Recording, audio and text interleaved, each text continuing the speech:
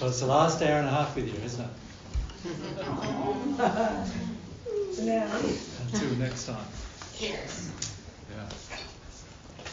So, Mary and I thought that maybe the best way to use it is just to talk about or answer your questions about our plans for the next trip and so forth, and our general plans. Can we have the phone off wherever that is? Okay. Yeah, so we thought we'd talk about those things with you now. If you don't want to hear that, then we're happy to stop now if that's what you want. Yeah. So I'll just wait till Mary comes back and get started.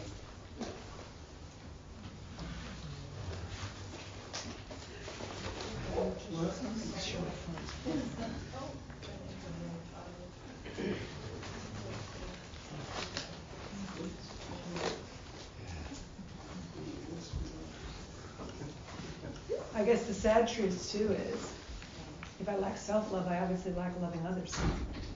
Well, you don't know what it means to love others, oftentimes. Right. Once you have some self-love, you start to understand what it also means to love other people as well. Yeah. Because you realise that how you're acting towards yourself should also be the way you act towards everybody. Yeah. So you know how we talked about accepting your emotions, for example. Right. Well, once you love others, you accept their emotions too. You know, when we talked about, loving the truth, can we have that off, please? Thank you. When we love the truth, we'll, for ourselves, we'll also love sharing the truth with others as well. When we love when we sort of have faith in our progress, you'll also have faith in other people's progress. So you won't always think like other people won't change, that kind of feeling. Yeah. Can I also clarify? I know we're going to talk about other things, but when you said we're more comfortable with our emotions and feeling them, whatever they are, we'll be more comfortable with others. Would that also mean that if someone came at me with anger, or that I'd be more comfortable? It wouldn't bother me as much as it might currently now, or whatever. Sometimes you feel like laughing about it, actually. Okay. Yeah. And even with feelings like arrogance and stuff, doesn't really. Yeah. Well, that's good news. You feel if someone's condescending with you, you don't respond to the bait of it, I suppose. Gotcha. Yeah. Gotcha. I suppose you have your feelings about it, don't you? But you... Well, not really, no. You get to the stage where when people have negative emotions towards you, that you don't absorb any of them. Wow.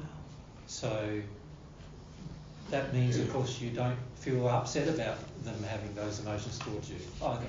Is that because you now have much more of God's love in you, or that you've processed your feelings, or both? Both. You feel loved by God, and you feel loved. You love yourself, so you don't expect anybody else to love you. And so when people treat you in an unloving manner, you don't feel that upset about it. Wow. You don't feel upset about it at all, actually. You might not stay around them, but you don't get all bitter and twisted about it. See, most people, when they're treated unlovingly, want to have some feeling of revenge. Yeah. And so you don't feel any of those feelings either. You don't feel feelings of revenge or hatred or rage towards the people. So would you even, it seems to me from your guys' modeling that you have compassion. Yes, you have compassion, but that compassion is not expressed in the manner that you're pandering. You don't pander to it. Right. But also it can be quite interesting for the person, because, like, if they're angry with you and you're not affected by it, right, then some people get even more angry, and other people all of a sudden just stop being angry with you. It just depends on the person and their motivations. What most of you don't realise at this stage is that almost every interaction you're having with another person is actually firstly on an emotional level. Yes. So there's emotions that are being felt by them and being felt by you, Right. and the way those emotions interact will determine the outcome of your interaction. So even if you're discussing some intellectual matter, the emotions are actually determining the outcome of that discussion. And from God's perspective, the emotions are a more important part of the discussion than the words are. That's the soul. Because your emotions is the brain of your soul being expressed. The words are your intellectual mind turning oftentimes the emotions you have into words. But from God's perspective, what's going on at the soul level is the communication that's really going on. And so in the celestial heavens, there's not a need for a lot of words because everybody can feel everybody's feelings. So it's like, for myself and Mary, like, Mary doesn't have to talk to me for me to understand her feelings. She doesn't have to discuss her feelings with me because I can feel what they are, so I don't need her to share with me what they are. And oftentimes I can describe back to Mary her emotions better than she can describe them to me anyway. Does that make sense? Yes, it does. So all I've got to do is really feel Mary, feel her feelings, and I know what they are. And I don't need to. Mary doesn't need to have a long-winded conversation with me about them. Sometimes she does, but often just for her own sake. Not. It's not so that I understand. Right. Because I already usually understand before she even says anything.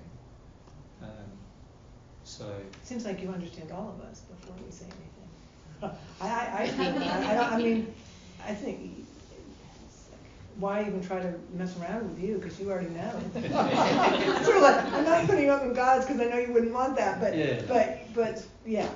It's good in a way, isn't it, that you can't present a facade. It's wonderful. It's actually, particularly last weekend, I really felt the gift of you not pandering to my addictions with men. I really did. It was the first time I felt like, wow, this is a gift. Yeah. It didn't feel like it when I first met you, No. and I'm sure you know. Yeah. Because I really loved my facade a lot, as you pointed out in 2014. Yeah. Absolutely. Yeah. And I was pretending I wasn't even angry. Yeah. Yeah. So, yeah. But no, I really felt, wow, this is a gift. And it helps me give that gift to others now, too, when I feel I know it's true. Yeah, a lot of times the power of an interaction is nothing to do with what you say. Right. It's got everything to do with whether you feed the addiction of the other person or you don't. And the more loving you become, the more you won't feel inclined to feed the addictions of others or yourself. And you'll find that others get fairly confronted by that initially. Mm-hmm. But then over time they realise, usually they end up realising they still care about them and love them, it's just not in the way they expect to be loved or cared about. So yeah, that's a very common thing. Most people who, and particularly most women who meet me, at first don't like me. Well, I thought you really didn't like me. I mean, it was because you weren't pandering like other men exactly do, right? You weren't pandering to my nonsense. That's right. And so, yeah. And most men and women don't like me on sight, pretty much. And then over time, they realise that there's reasons in them as to why they didn't. Yes. They felt the way they did. Yeah. Yes. Yeah. And also, most people think that when I treat them well, they think it's because that means that their soul condition is very good. And once I start talking to them about their sin, they realise that actually I'm seeing all their sin, and then they think that must mean I don't like them. So it's sort of like, it's really strange how people respond, because if, on one hand they're saying when you do like them it's because of them, and then and then on the other hand they're saying when they think that I don't like them, when I don't feed their addictions, that's because of me. It's sort of like, and they don't see it, that both cases are about them. You know what I mean? So yeah. So it's interesting, the interactions that happen at the soul level that most people are not aware of. Right. It's very rare for people who, you know, are coming from a place on earth, you know, where they've, you know, had the kind of history most of you have had. Very rare for a person to be really aware at an emotional level what's going on in an interaction with somebody else. They can generally feel something's wrong, but they don't really know what is. So it's really interesting seeing people's responses sometimes. And it's interesting because you can, the more developed you become, the more you can feel why they are doing what they're doing, but you can also feel that they have no idea they're doing what they're doing at the same time. Right. And then it's just a matter of, well, how much do you say? Like, because, you know, obviously when I'm just seeing you for 5 minutes, it's not the right probably time or space or to say a lot about what's going on, you know. Is it possible for us to meet with you in the sleep state and ask questions in the sleep state? Is that a possible thing? Well, it's possible, but, you know, I'm trying to encourage you to develop your relationship with God, not me. Right on. So, you know, God is able to talk to every one of her children. I'm only able to talk to a limited amount. You know, if you think about it from a practical perspective, you know, even in the spirit world, it's rare to get anything more than a few million people together at one point. And so at the most, when you're in a, say, seminar type situation in the spirit world, at the most you can talk to a few million people, but you can't talk to many more than that at once, you know. But God can talk to every one of her children instantaneously at all times. So, you know, obviously it's far better you have a relationship with God than it is with me. You know, He's pretty darn straight. Yeah. But obviously we like to meet people, and obviously in the course of 2,000 years, Mary and I have met a lot of people. You know, many of those people are our friends, and most of the people in the celestial heavens are our friends, and so, you know, most of them have met us at some point. But in terms of our closest friends, well, they're the ones who are more closely aligned to what our desires are, you know, our passions are about sharing truth and also helping people with truth, because it's what makes people happy, you know. So our main focus is that. So, you know, many of you will find you have different passions than we do. Are you guys artists in the spirit world, like musicians and artists? Yeah. Or am I just making that up? No, we are. I feel that very deeply. I mean, yeah. One day you might hear some of our music. I would love that. See some of our art. To us, it's not anywhere near as important as what we do. Yeah, what we're sharing with you. But we also have some fairly large houses in the spirit world, I suppose you would call them.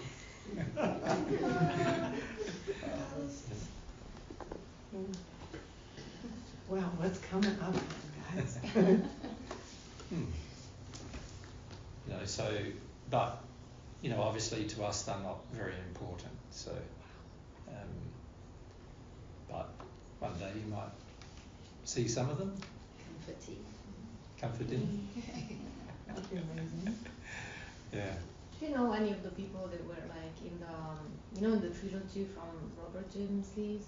Yeah. There's like this, like Omra, Mayani. Like, do you know them? Like. We know some of them. We've met some of them.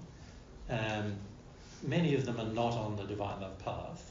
So. Oh really? Oh. From The whole trilogy of books is not about the Divine Love path. Oh. I'm sorry, what books? I didn't hear the question. The Robert James Lee's books, Through the Mist, the Gate, you know, Life Elysian, the Gate of Heaven. A lot of people believe when they read them that they're about the Divine Love path, but they're not. Passes. The Paget See if I messages. can talk. Yes, that is. Yeah, the Paget messages are about the Divine Love path. Yes.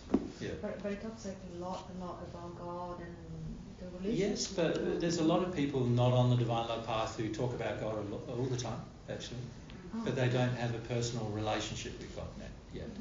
Yeah. Is that the major difference between the people that are talked about in Through the Mists and just the divine love path and people who are on that in general? Yeah, of course the major difference is the relationship with God, because receiving love from God is all about your relationship with God. And, you know, there are some in those RJLs who now have a relationship with God.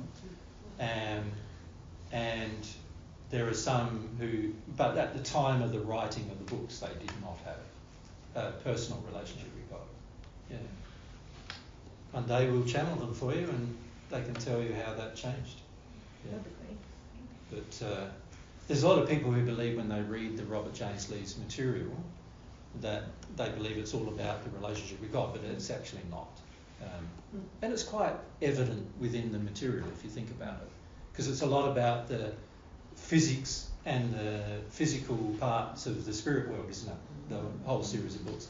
If you think about the Paget messages in comparison, all the messages that were shared by the higher spirits in the celestial heavens, none of them hardly contained any information about their physical location of existence, or they were all about the spiritual truths we're trying to teach you, right? Because they are the most important things. They are the things that bring the biggest changes.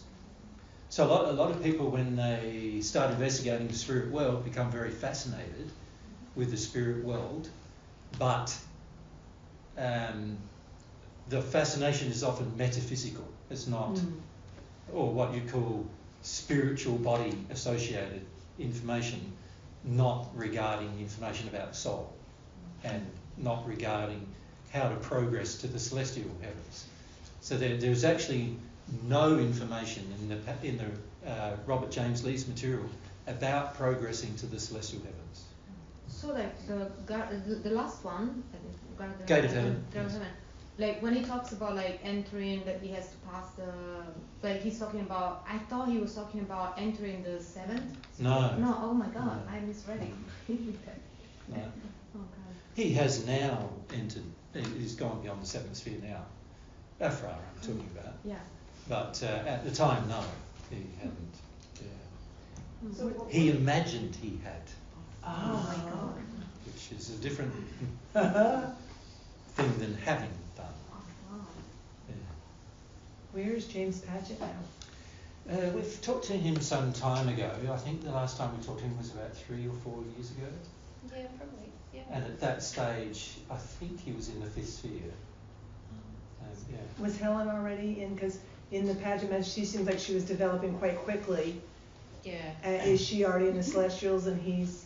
Oh, James Paget. I'm sorry, yeah. Yeah, he is in the seventh now. Okay. At this stage. And we talked to him just recently, actually. Helen's in the celestial heavens. Wow. James is still in the seventh, and Dr. Stone was only just recently has moved to the celestial heavens. But Paget himself has yet to move to the celestial heavens. Yeah. what about Constance and Juju, or Constance Juju? Oh yeah, she's so wonderful. We haven't checked in with him for a while. Seventh, I think. Yeah. Yeah. Seven. Wow. She's not celestial. Yeah. You guys said that you were planning to travel for at least 6 months out of the year. Yeah. Is there some sort of infrastructure, or like, do you have any ideas of how to maybe make that a more seamless process so that can be assisted? We have ideas. Yeah, we've got ideas, but it's difficult. It sort of boils down to how much money do you have versus how to use the money that you have. You know what I mean? And so, you know, obviously the ideal circumstance when it comes to us travelling would be that each site we came to would be a regular thing we visit, and also that we sort of use a similar venue each time, and also that in the country there was already the speakers and the tech equipment, so we didn't have to travel with that. But I think it's going to be quite a few years, Marina, before that happens, because the tech equipment alone costs us around $20,000 US, the stuff we travel with. And to do that, to set that up in every country would be $80,000, and you know that's way beyond our means at the current point to do. Yeah, and we have to think about what's, like you said, what's the best way to use the money that we do have. Yeah. We, do you want to talk about this now, about Yeah. sort of our plans? Do you want to talk about that? Yes. Why don't I write some things Now we'll give a forward. bit of a summary and then we can answer questions. Okay, I'll give a summary. So basically we're thinking that, like, our dream is for the next 5 years that we are overseas for 4 months in each of those years, and that we can travel in sort of the UK and Europe and Canada, well, the Americas basically. It might be South America, North America, Canada, somewhere in there. And our purpose for doing that is because we want to be able to give people the opportunity to engage with us, I suppose, about what we're teaching. Because I think as you would have felt from this weekend, there's been a lot of assumptions that you've had that are challenged. There's been a lot of things that you feel differently when you're in our presence. It's a bit more personalised, isn't it?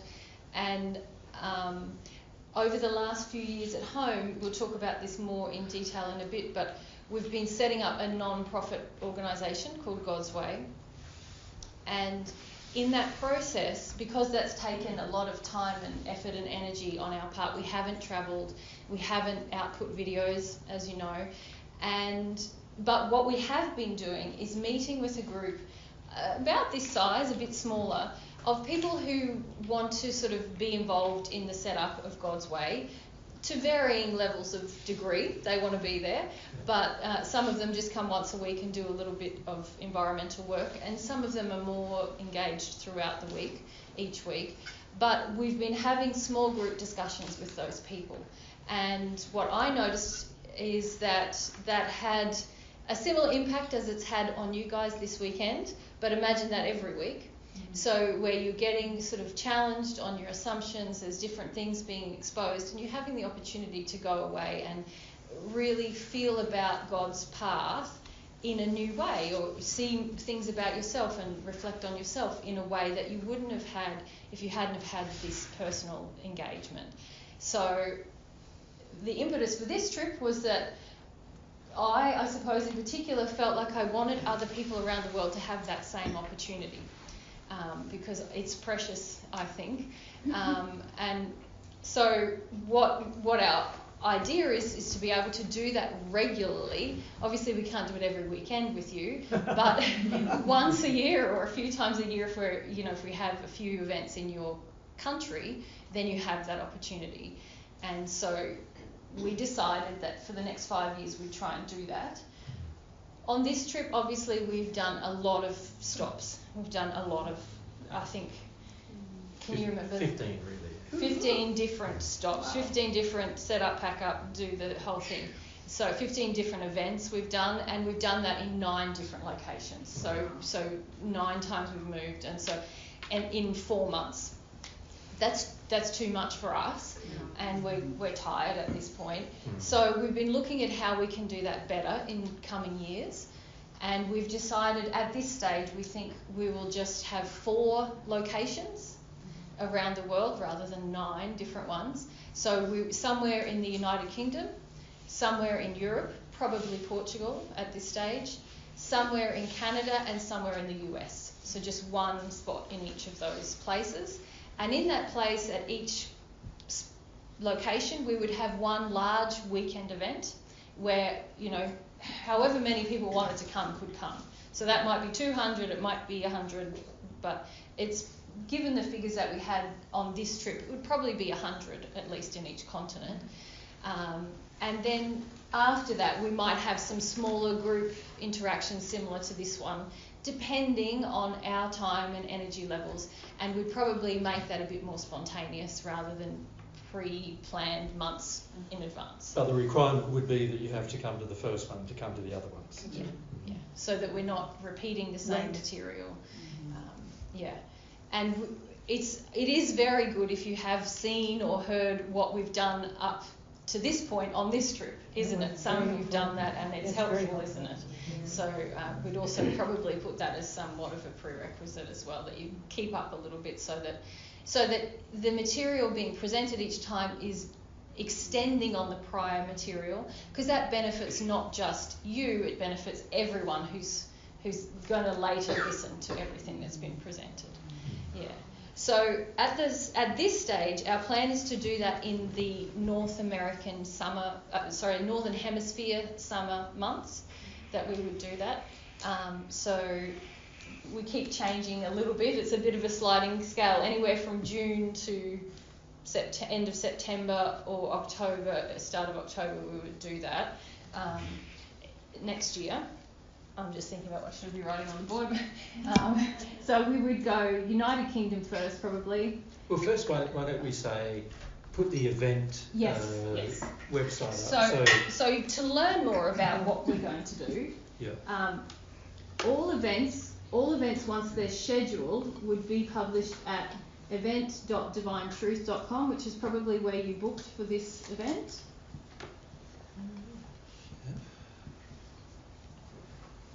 And also your blog. Yeah, and to keep up to date with what we're doing, and how those plans are panning out that I just mentioned, mary.divinetruth.com.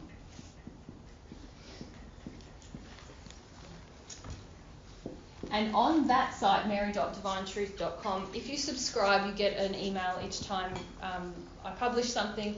And I try to put updates about what we're doing when we're not doing events there as well. And you will also receive notification once we schedule any new events anywhere in the world on that site. Is mary.divinetruth.com different from Notes Along the Way? No, same. It's just that's the site. It's just hosted now by divinetruth.com. Yeah. So, yeah, that would be our plan. Any questions about that? No? As Jesus was saying earlier, we would have to find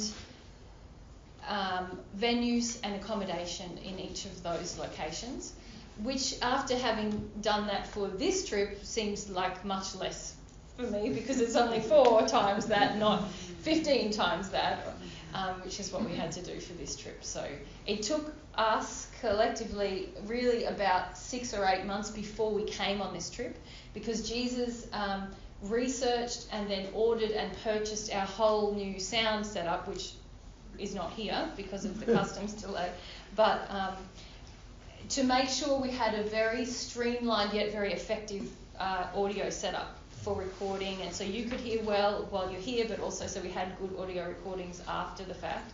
So he spent a lot of time on that, and then he got it all into cases, and it's really good.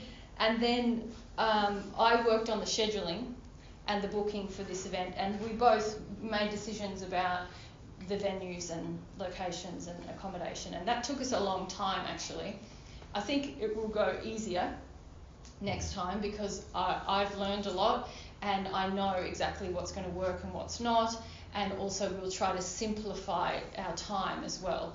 The issue with this trip is that we haven't had a lot of time for ourselves in any regard, and that's not sustainable. We can't do that every year where you have 4 months out of the year just sort of doing physical things.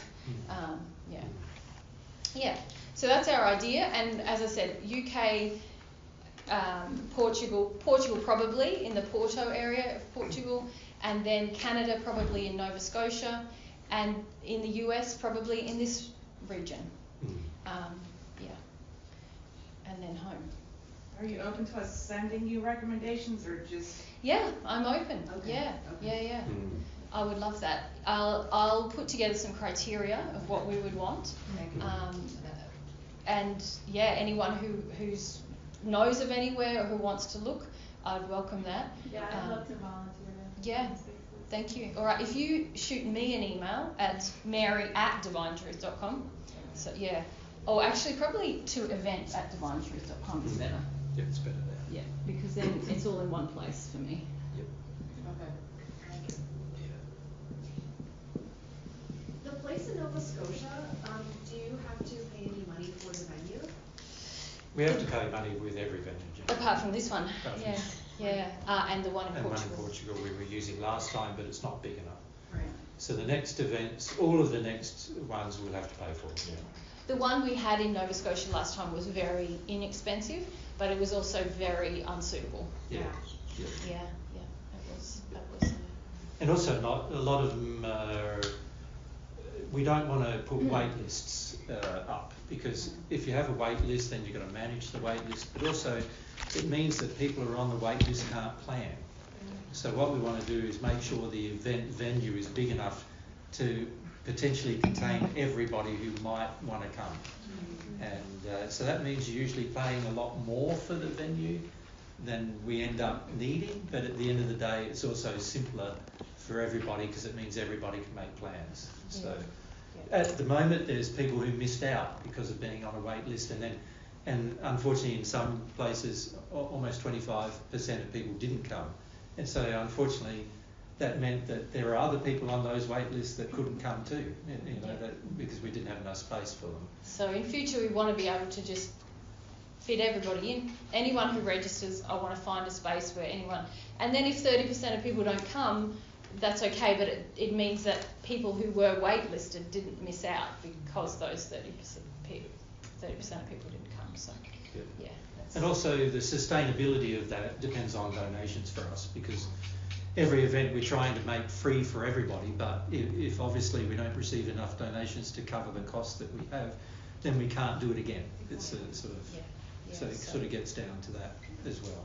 Yeah. Which is why, ultimately we'd love to have venues that are God's way venues in each of these places, because then you don't have ongoing expenses apart from our travel.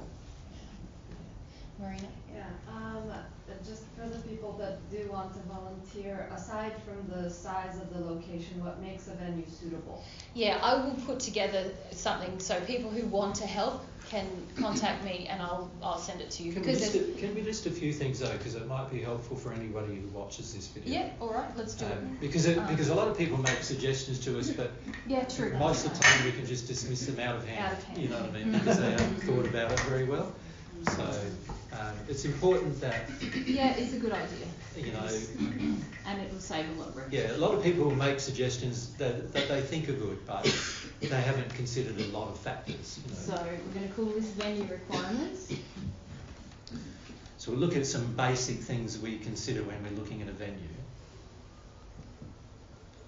So the very first thing we consider is we need a space that's big enough to allow for all the people who want to come. So let's say in the States, for example, this trip we had 320 people registered for the state events.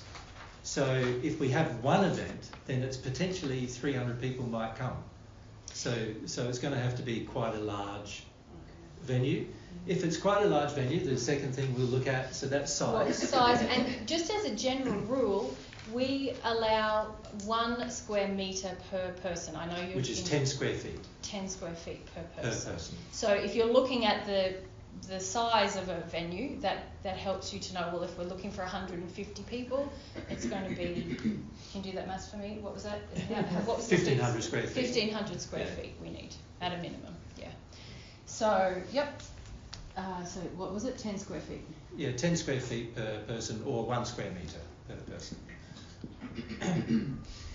The trouble with bigger venues too is that we need to have a stage, because otherwise the people at the back can't see you at all, can't see your whiteboard, can't see what you're writing on. Once you get over 100 Once you get over about 100 people, you need a stage. About 120 people you can get away with. Can I ask what you mean by a stage? Just a riser or something? Well, it's going to either have to be something we bring in and can hire, or something that's already there. At least this high. And if you think about if you went to see, say, a play or something, and you're sitting down there, how high would you need it? So the bigger the venue, obviously, the bigger the stage is going to have to be. So anywhere up to 4 feet, with 300 people, you might need 4 feet high stage. But with 200 people, you might only need a 2 feet high stage. Yeah. 2 to 4 feet. Now, of course, if there's a venue that's got a sloped audience, then obviously negates the need for The stage. the stage. Yeah. So you could have us down the bottom and like a lecture theatre or something like that, where everybody's up, and then obviously they can still see it. Would you consider a party tent? You know, some wedding No. tents? We'll No, talk so about let's why. talk about why in a minute. But bathrooms is the next consideration. Bathrooms is the next. So fundamentally, you need to allow for every person who's at the event to go to the toilet within 10 minutes. For the break length. So Because otherwise, if there's, let's say there's only 5 toilets and there's 200 people, and the average person takes a minute to go to the toilet, right? So you divide the 5 toilets, so it's basically there's 5 people a minute, right? But there's 200 people. Now you can see it's going to take 20 to 40 minutes for everyone to go to the toilet, right? Now that's for us not suitable. Right? We need enough toilets where everybody can go. You can see in some of the venues this time we've had to wait long times for people just to go to the toilet. We prefer not to do that because then we can get going again quickly. People can go to the toilet, come back, and we can get going again quickly. So you need enough toilets. It's Adequate for quick breaks. adequate facilities, yeah. Now you can see with the tent idea that is an issue with the tent. Yeah, but see, most people don't understand how much the hire costs are. So if you ask Jane, how much her hire costs for one weekend for 2 toilets in the US? This is 500 for 1 weekend. yeah, 500. So now if we needed to hire like 8 of them or 12 of them, can you see that's probably going to cost more than a venue? And you end up with a lot of impracticalities. How much did the chairs cost to hire? 700. 700. For 2 weeks. For 2 weeks. Now, so if you add the chair cost and the porta potty cost and a venue, and the tent and the setup of the tent and the dismantling of the tent and the time taken to do all of that, and then you compare that with a venue, you always end up better in a venue. Yeah. Can I also talk about tents? The issue is the weather. So it can be very hot in a tent, or if it rains, the sound quality is just gone. Yeah, because you hear all that or you hear that. noise. And also because we have electronics that need to be in the tent, it needs to be very weatherproof. And so tents are problematic. Just not, you don't get a work leak at all. on a cable and it's a big hazard. Yeah. You can electrocute someone or blow something up. Yeah. It's not like, I know weddings and stuff do that, but it's a very different environment. And it's only for a half a day It's or a just day. for, 5 or 6 hours on a single day. Yeah. And also anyone can use the bathroom at any time during a wedding. There's just speeches and music. It's not like people need to sit and attend. And you know what it's like when you're sitting here. There's so much pressure to tune out, which is why another consideration we have is seating. They have to be comfortable. Because if they're hard, so we got to the event in Canada and every seat was hard, you wouldn't be able to sit on it for 20 minutes. So everybody had to bring cushions and pillows and blankets from their homes and everything. Yeah. It gets very impractical if there's 200 people having to do that, right? Yeah. So have to be comfortable. Must be comfortable. Because otherwise people start thinking with their bottom rather than their mind. Because the pain that you feel sitting on the chair gets to you in the end. Yeah. And so there are other things relating to that we consider is the temperature. The comfort of the participant is high on our list of... We had one event in Australia where it was 3 degrees the entire time in the venue. 2014 assistance group. It was freezing. It was terrible. Everyone was sitting there. We had heaters, beanies, everyone... So it was 3 degrees Celsius, which is what about Fahrenheit? That must be about 35 or something, or 36 or something. Yeah, it was cold. And, temperature, also lighting we think about. Yeah. How well can you see us? Yeah. And also that if it's being filmed, that has an impact as well. Yeah. But really, you want to be able to see our expressions and there must be enough power points around the edges for us to connect our equipment. Electricity. Power outlets. Yeah. So these are all the things that we had to look at remotely from Australia for every venue of the 15 hundreds venues. Of venues, hundreds. Yeah, we've settled on. you know, we said it on 15 or whatever, but 14. We looked at hundreds. Yeah. Yeah, so electricity, power outlets, lighting, temperature, seating, all these things are important. There was something else that I was... Car parking. Car parking. Or transport. You can see here, because there wasn't the appropriate car park facilities, arrangements had to be made to transport you back and forward. Now, when you've got 200 people, that's completely impractical. Yeah. So there needs to be enough parks for everybody to park. You know. Access to airports, other transportation means if we're just having one big event in each country, people are going to want to come from all over. Yeah. So it needs to sort of be in a hub where it's not unreasonable. You know, people don't have to hire a car or a bicycle or you know whatever to make their way there. Yeah. So access. And accommodation. There must be plenty of accommodation for those people, yes. Yeah. So it's no good going into the middle of nowhere. In Portugal, we sort of went into the middle of nowhere and there was no accommodation for anybody really, you know. And so they were oftentimes staying like 20, 30 kilometres away, 40 kilometres away, and of course having to get a car to drive them, and this all adds to your cost then, you know, so it's not very helpful. And Jesus and Mary coming.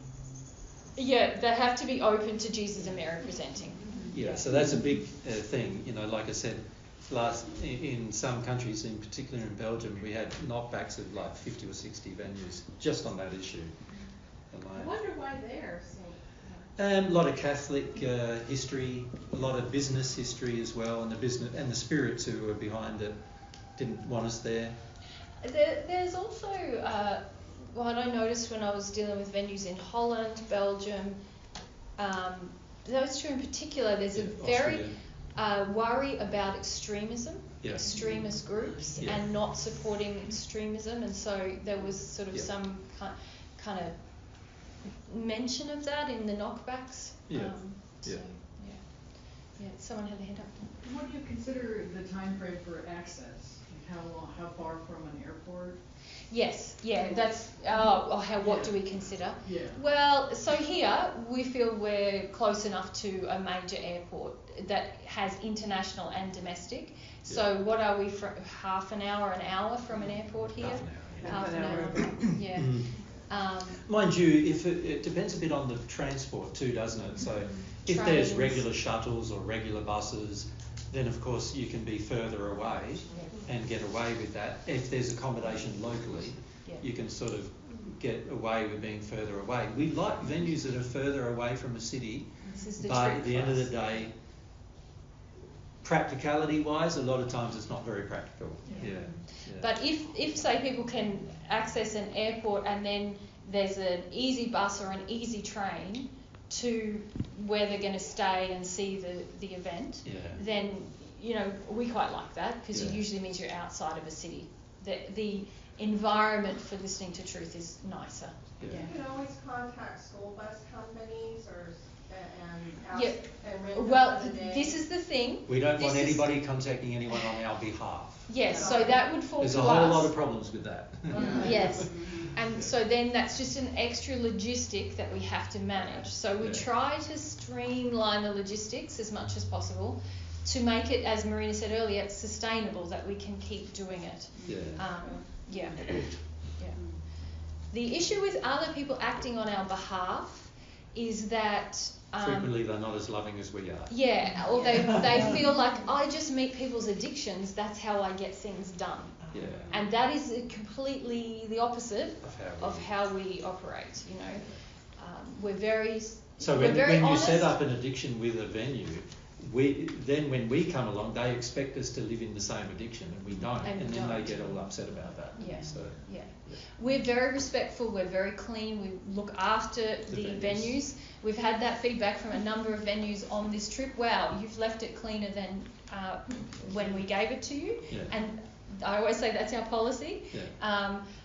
That's how we operate in God's way as well. Leave an environment or a tool or anything better than when you found it.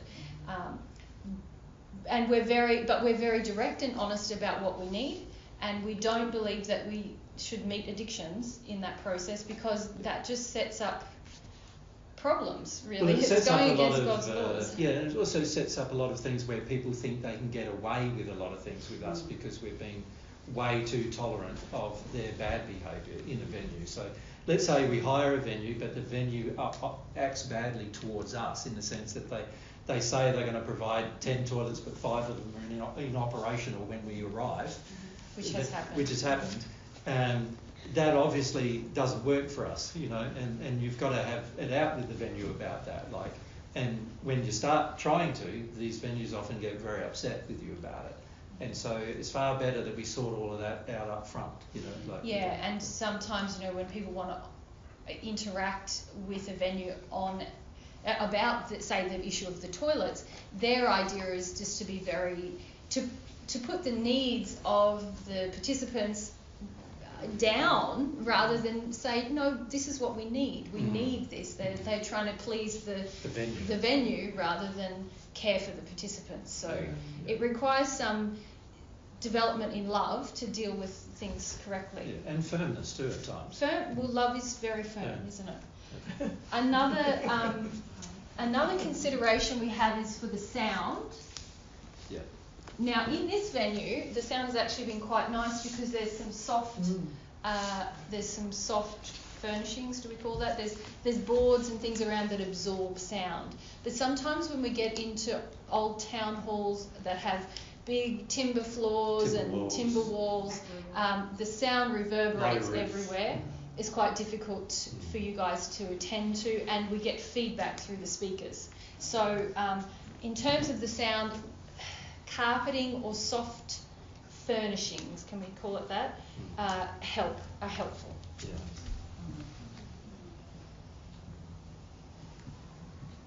In Portugal this time, we had a lovely yurt that had wool in the walls, and it was lovely from that perspective, but the floor was timber and it creaked, and if you listen to any of those recordings you hear the creaking. So it's a great demonstration of why we look at these things. We didn't know that before we arrived, and it was too late. We couldn't find any way to change. Well, that was where we tried to change to go to the Buddhist or the I don't think it's technically Buddhist, but the meditation retreat. We were invited to go there. Yeah. But after visiting there, we knew the spirits there would oppose us anyway. So yeah, so we decided that's squeaky another floor thing we is consider better. too. Yeah, is the spiritual atmosphere oppositional? Yeah. So spiritual atmosphere. So oftentimes a New Age atmosphere is oppositional to what we teach. Yeah. Obviously, some people have tried to hook us into like a Catholic church venue or whatever. They always knock us back, so that's a pointless exercise. Yeah, but some places do definitely have a lot of spirits that sort of reside there because they're used to hooking into the people that come there. Mm-hmm. But then when we get in that environment, it's quite turbulent for the spirits and you, because there's all these sort of spiritual influences that you not normally would have, you know. Yeah. So you're not used to them. So when you're looking for a venue, you don't necessarily have to assess that, but you can know that we will assess it, and it might be a reason why we knock back the option. So you said religious New Agey. So what sort of places are likely to have less spirits? Because obviously usually business places, commercial places, are less likely. Mostly because the spirits are not interested in those places on a regular basis, you know. They only rock up when people rock up. Sort of. You know, when you have a meditation centre or something, you actually have a group of people coming there every day or every week, opening themselves up to spirits. So spirits are like, yes, this is the place to hang. There's people coming here all the time. Same in churches, that kind of thing. So would like more ideal places be like smaller theaters and auditoriums? Kind of great. that? As long as they're open to Jesus and Mary. The other thing they need to be open to is the potential of media attention, which is a tricky thing because many are not. Like they worry that their venue will be attacked by the media for letting us be there.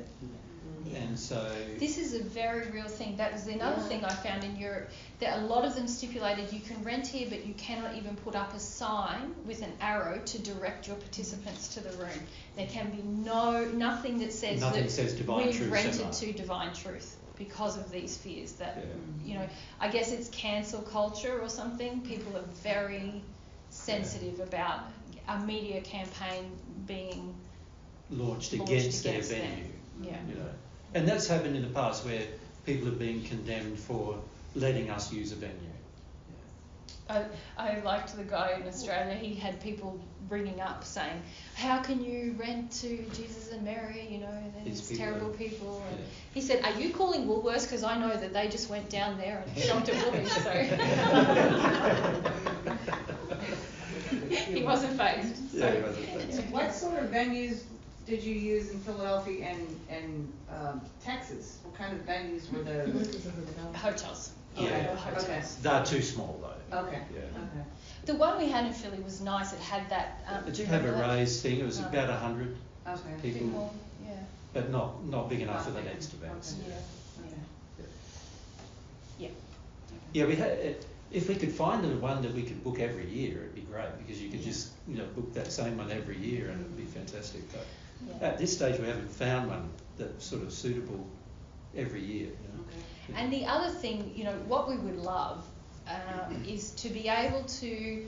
So this is like a large venue requirement. We'd also love to be able to find accommodation where Jesus and I stay for a month, and we have an area similar to this size. To this. So what's the dimensions of this space again, Jane? I can't remember.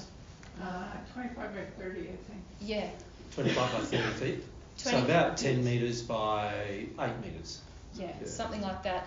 Yeah. It's not unheard of in the US to have like a living dining area that is open plan, that kind of takes in that amount of space.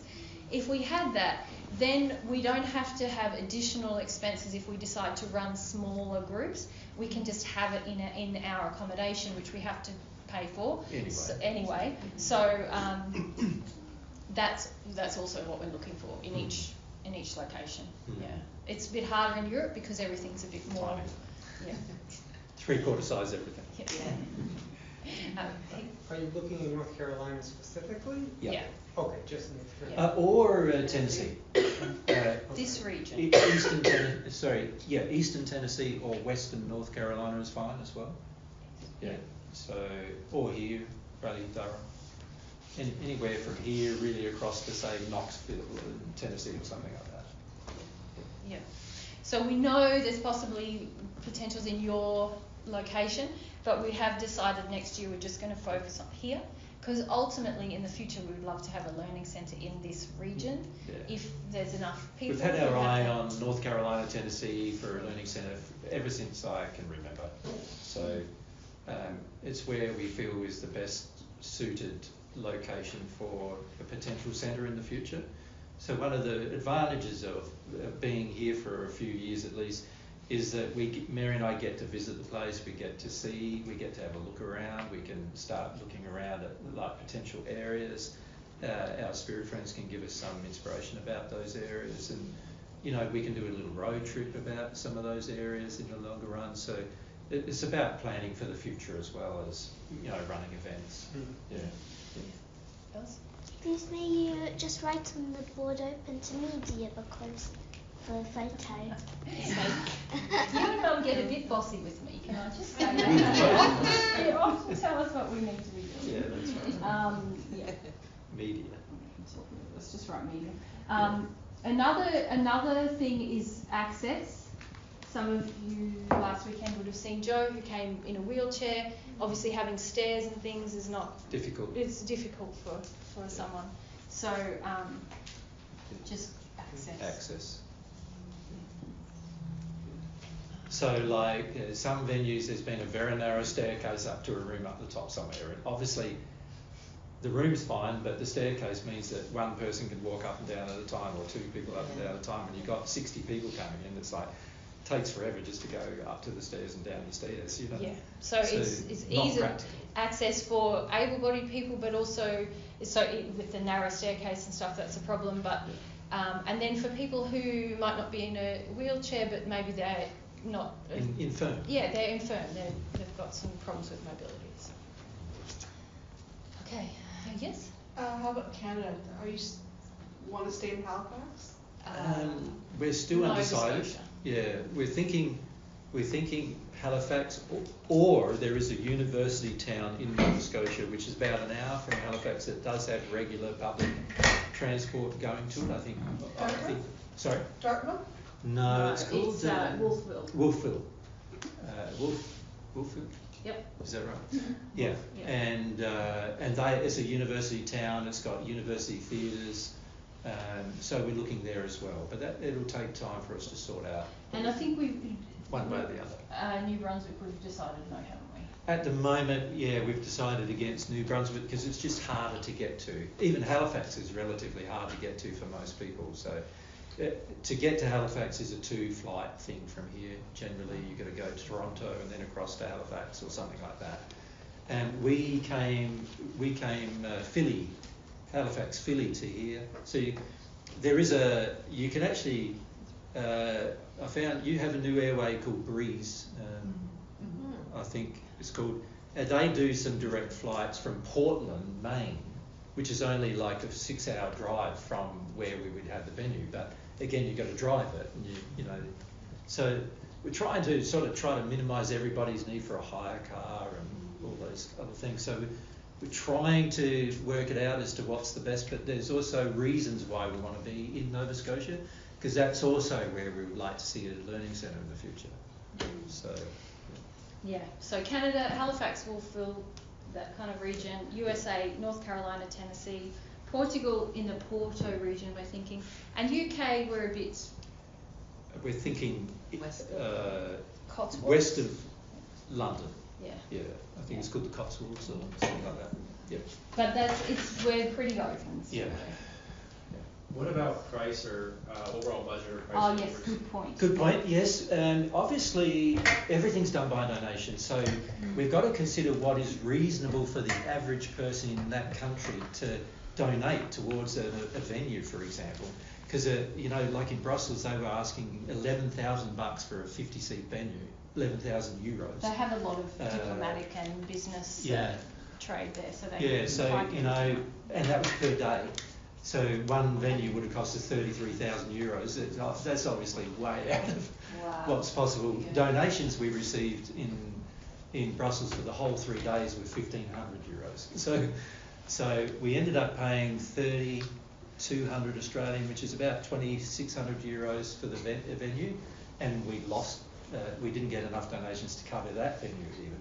So we've got to consider per person sort of cost.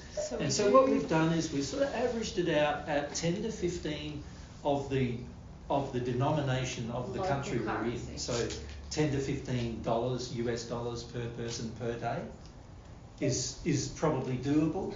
But when you get up to like $50 per person per day, we don't get that much donations, to be honest. So per seat per day, 10 to 15 10 to 15 is often we can cover that. Kind of how we ballpark. A follow-up question with that, would it be like an addictive thing or a truth-based thing to have like transparency and like what were the costs, so people could see that and then understand?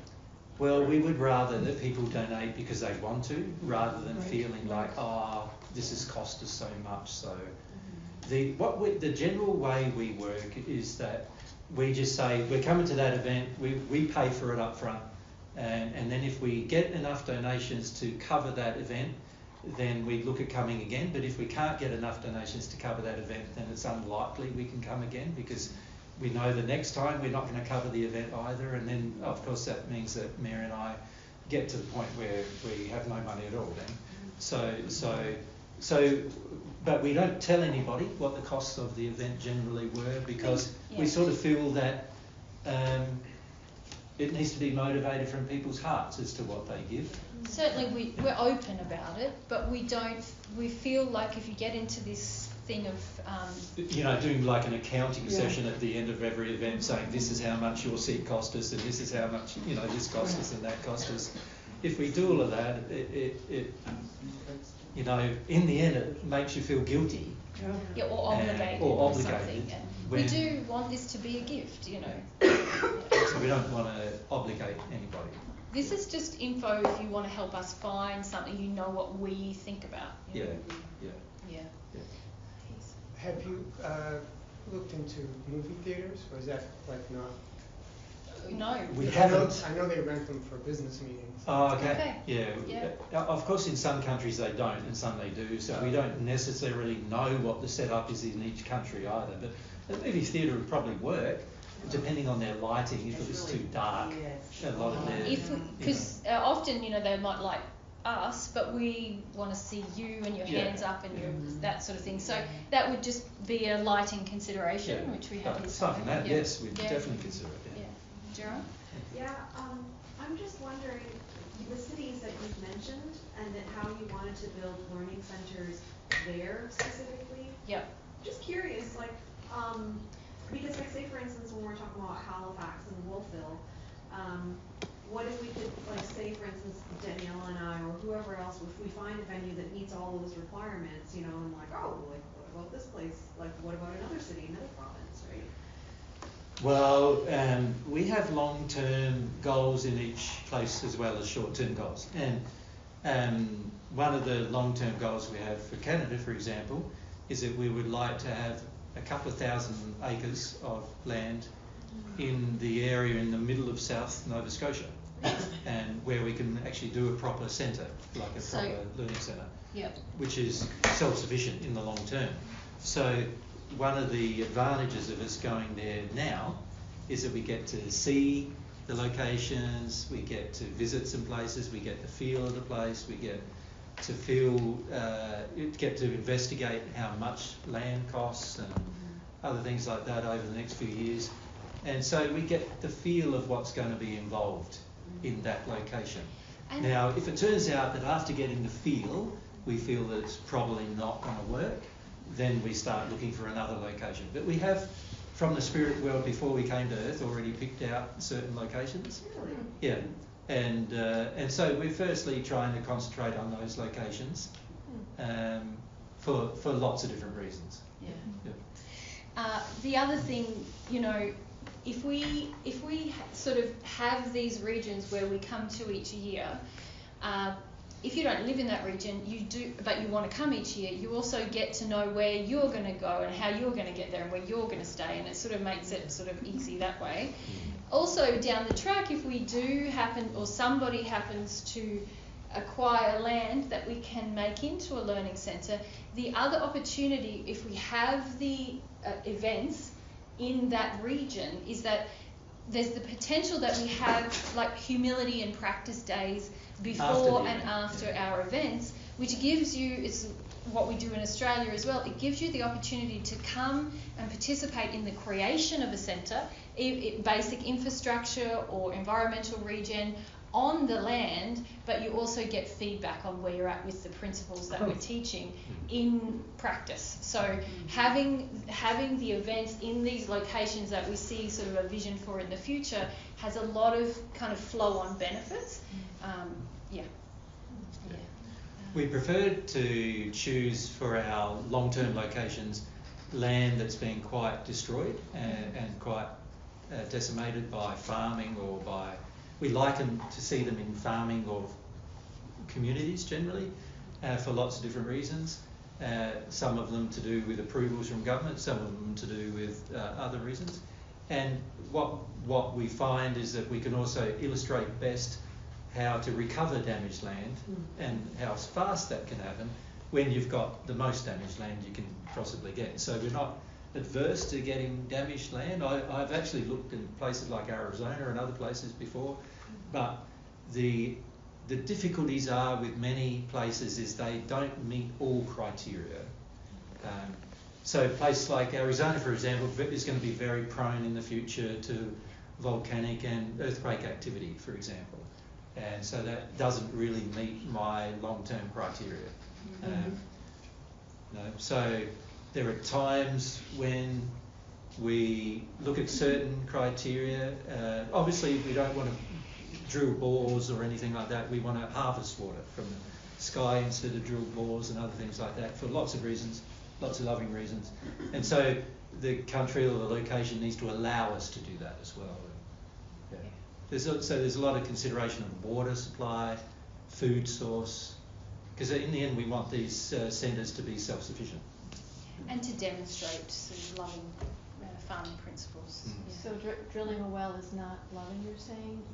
Not really, no. It's, obviously, particularly when you consider en masse how much everybody's doing it.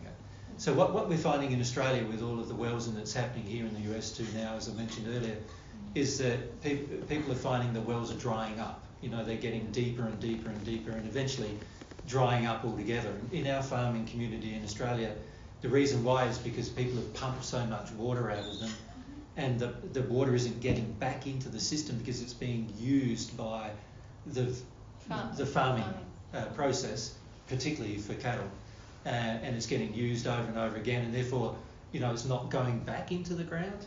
And as a result of that, less and less water is filtering down through the system, and that creates all sorts of long-term problems for hundreds of years in time, And so our preference is to be able to harvest the water. The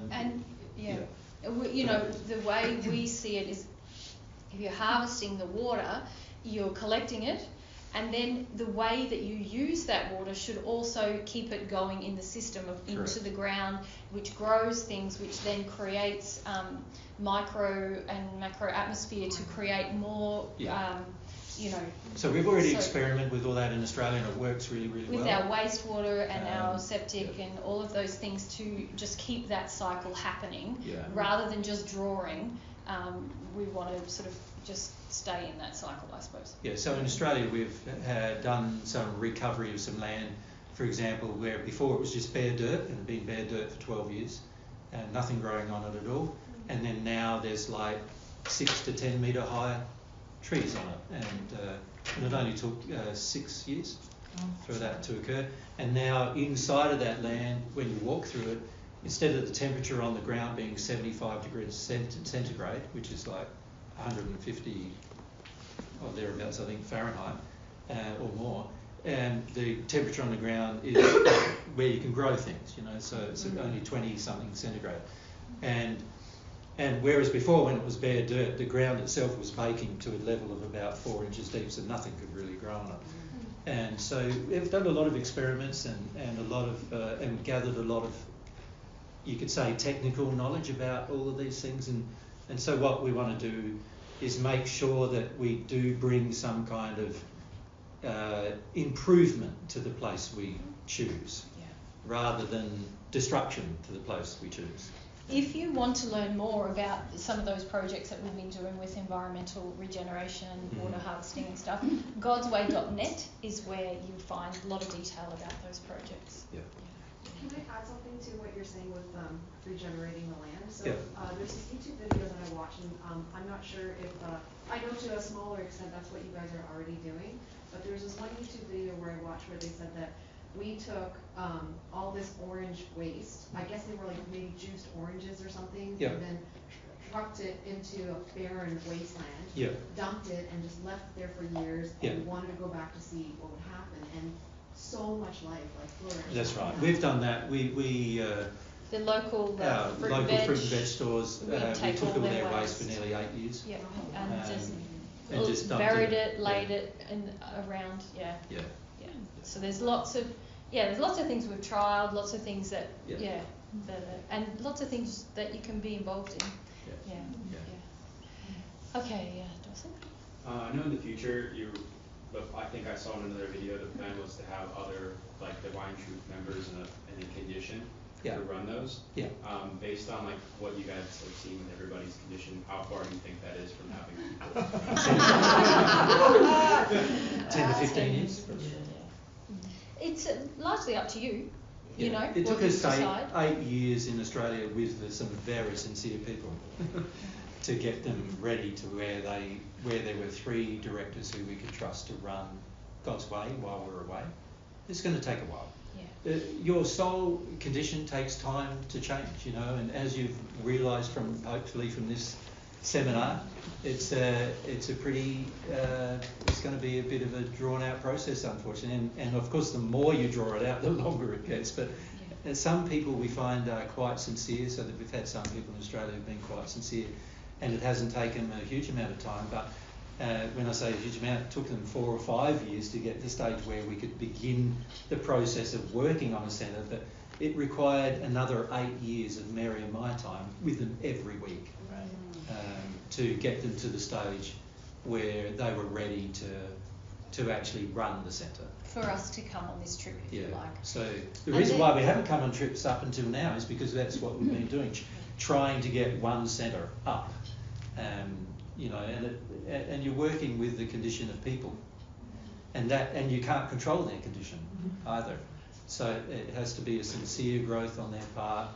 And obviously we'd like to give you guys exactly the same opportunities as that. But now that we've got a little team over there, they are trying to find other people that they can educate. And so they're hoping now, so our next part of this process is them getting to the stage where they find a replacement for themselves. And then they will follow us when we travel, and they will stay behind us for maybe 3 months. And help set up a centre and help do what we've done with them, with you know, with whoever wants to set up a centre. So they're very passionate about that. Eloisa and Phoebe, the two of the directors, are very passionate about doing that. And already like dreaming to come and just even run a couple of days after a seminar like this to help you guys implement things. They're even thinking initially of maybe finding some land that one of you owns or something and just running a couple of environmental days on it or something like that, just to give you a bit of a taste of it, you know, like, so you know. And then I know also you were thinking about the idea of like live streaming. I know at one point, is that still something you think about, or are there issues with that? We find it very ineffective.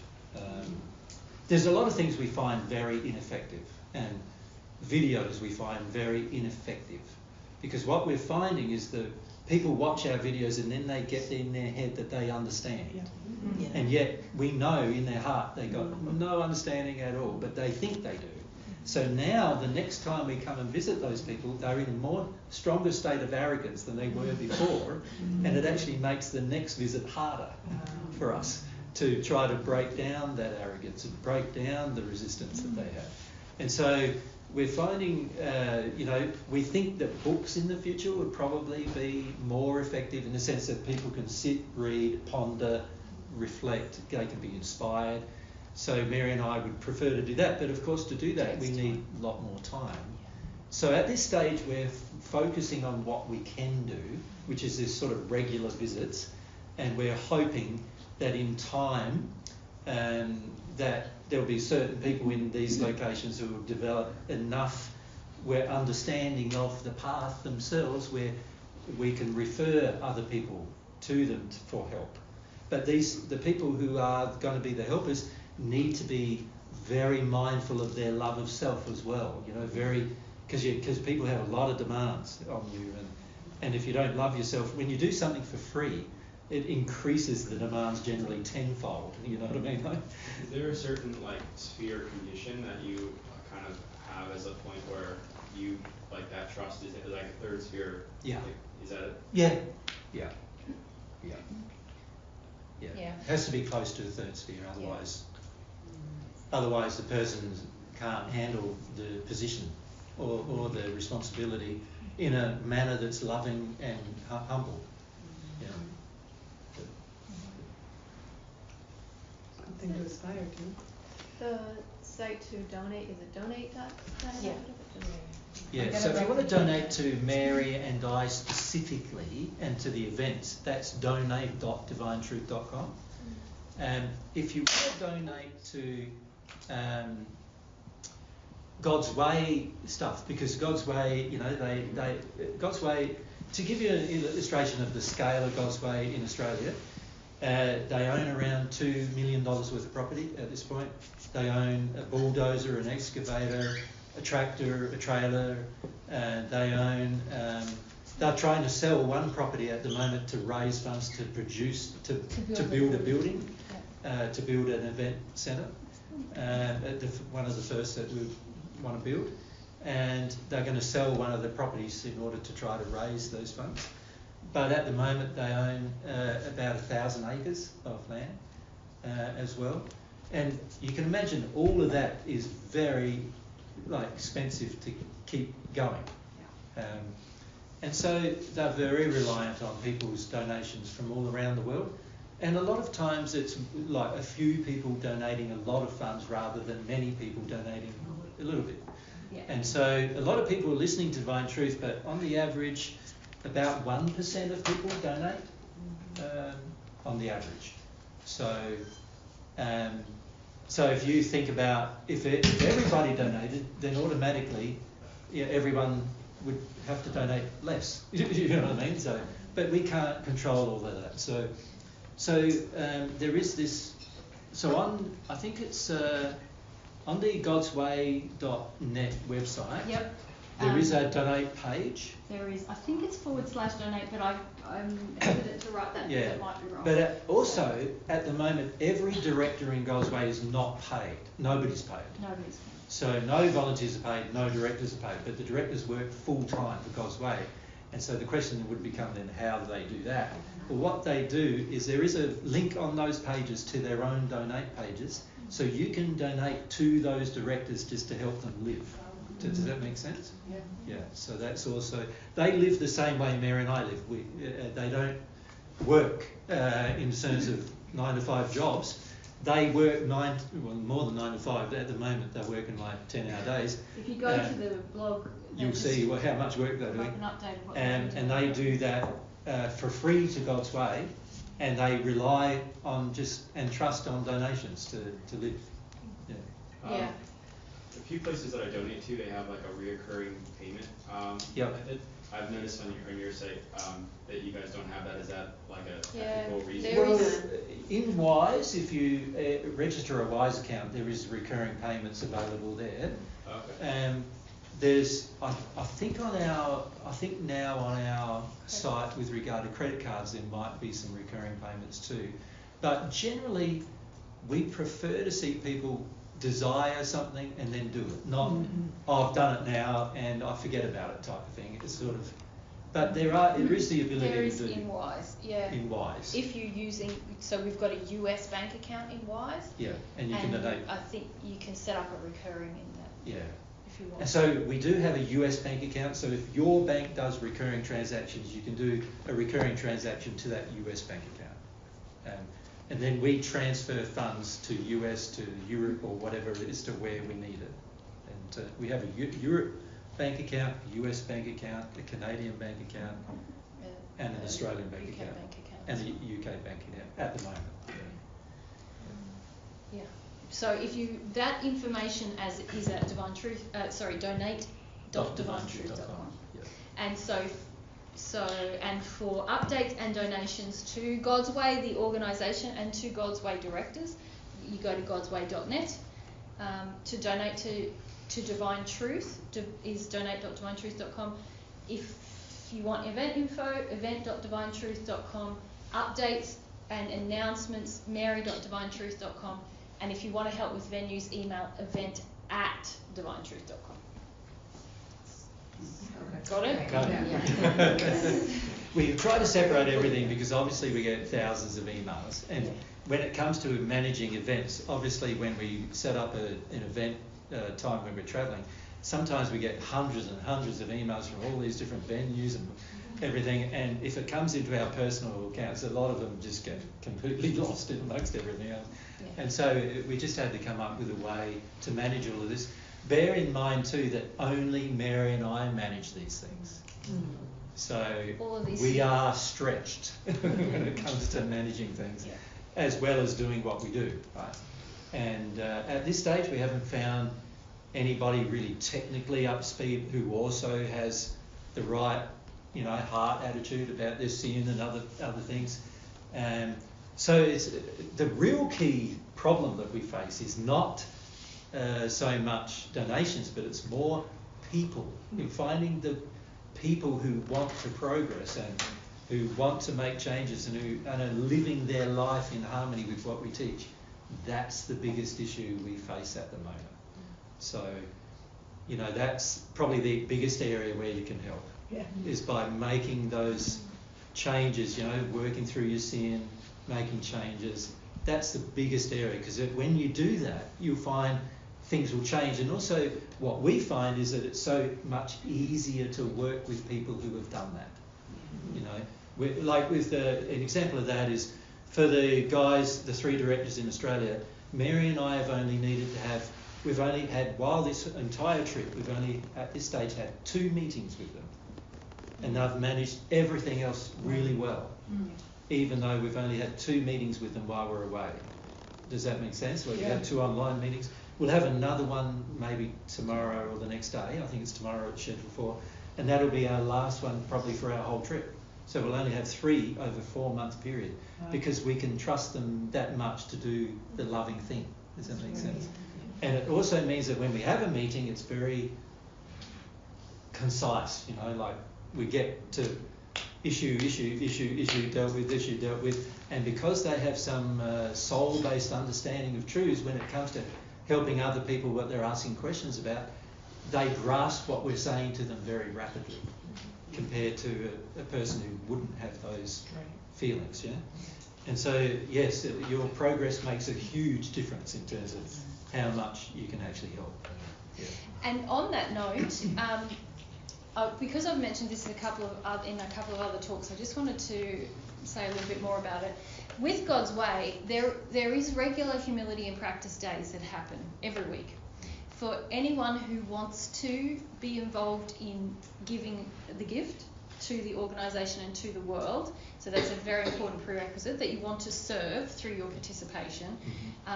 You can, anyone from anywhere around the world, as long as they have some understanding of Divine Truth teachings, and that they have the desire that they want to practice those teachings, and they want to give gifts to the world, they are welcome to attend those days.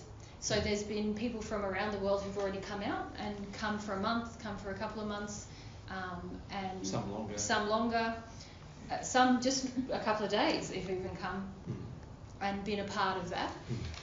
So you are welcome to be a part of that if you want to. Anyone listening is welcome, as long as they meet those prerequisites. We understand, of course, that it's quite pricey to get to Australia and everything. And there is we are trying to sort of create ways of helping the people who want to come in some way or another, but we've got to be careful of going too far there too, because we end up spending so much money and time doing something for the volunteers and we don't end up getting anything else done.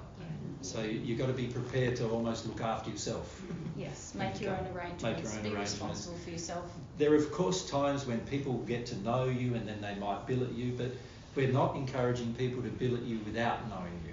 Because, you know, obviously anybody could rock up, and let's say it's a person who's, you know, a predator, a sexual predator or something, without getting to know you first, it's unwise for people to billet you without knowing you. So we're not encouraging people to billet you or to help you out without first coming to know you. So you're going to have to be prepared to look after yourself at least for a few weeks before people can get to know you.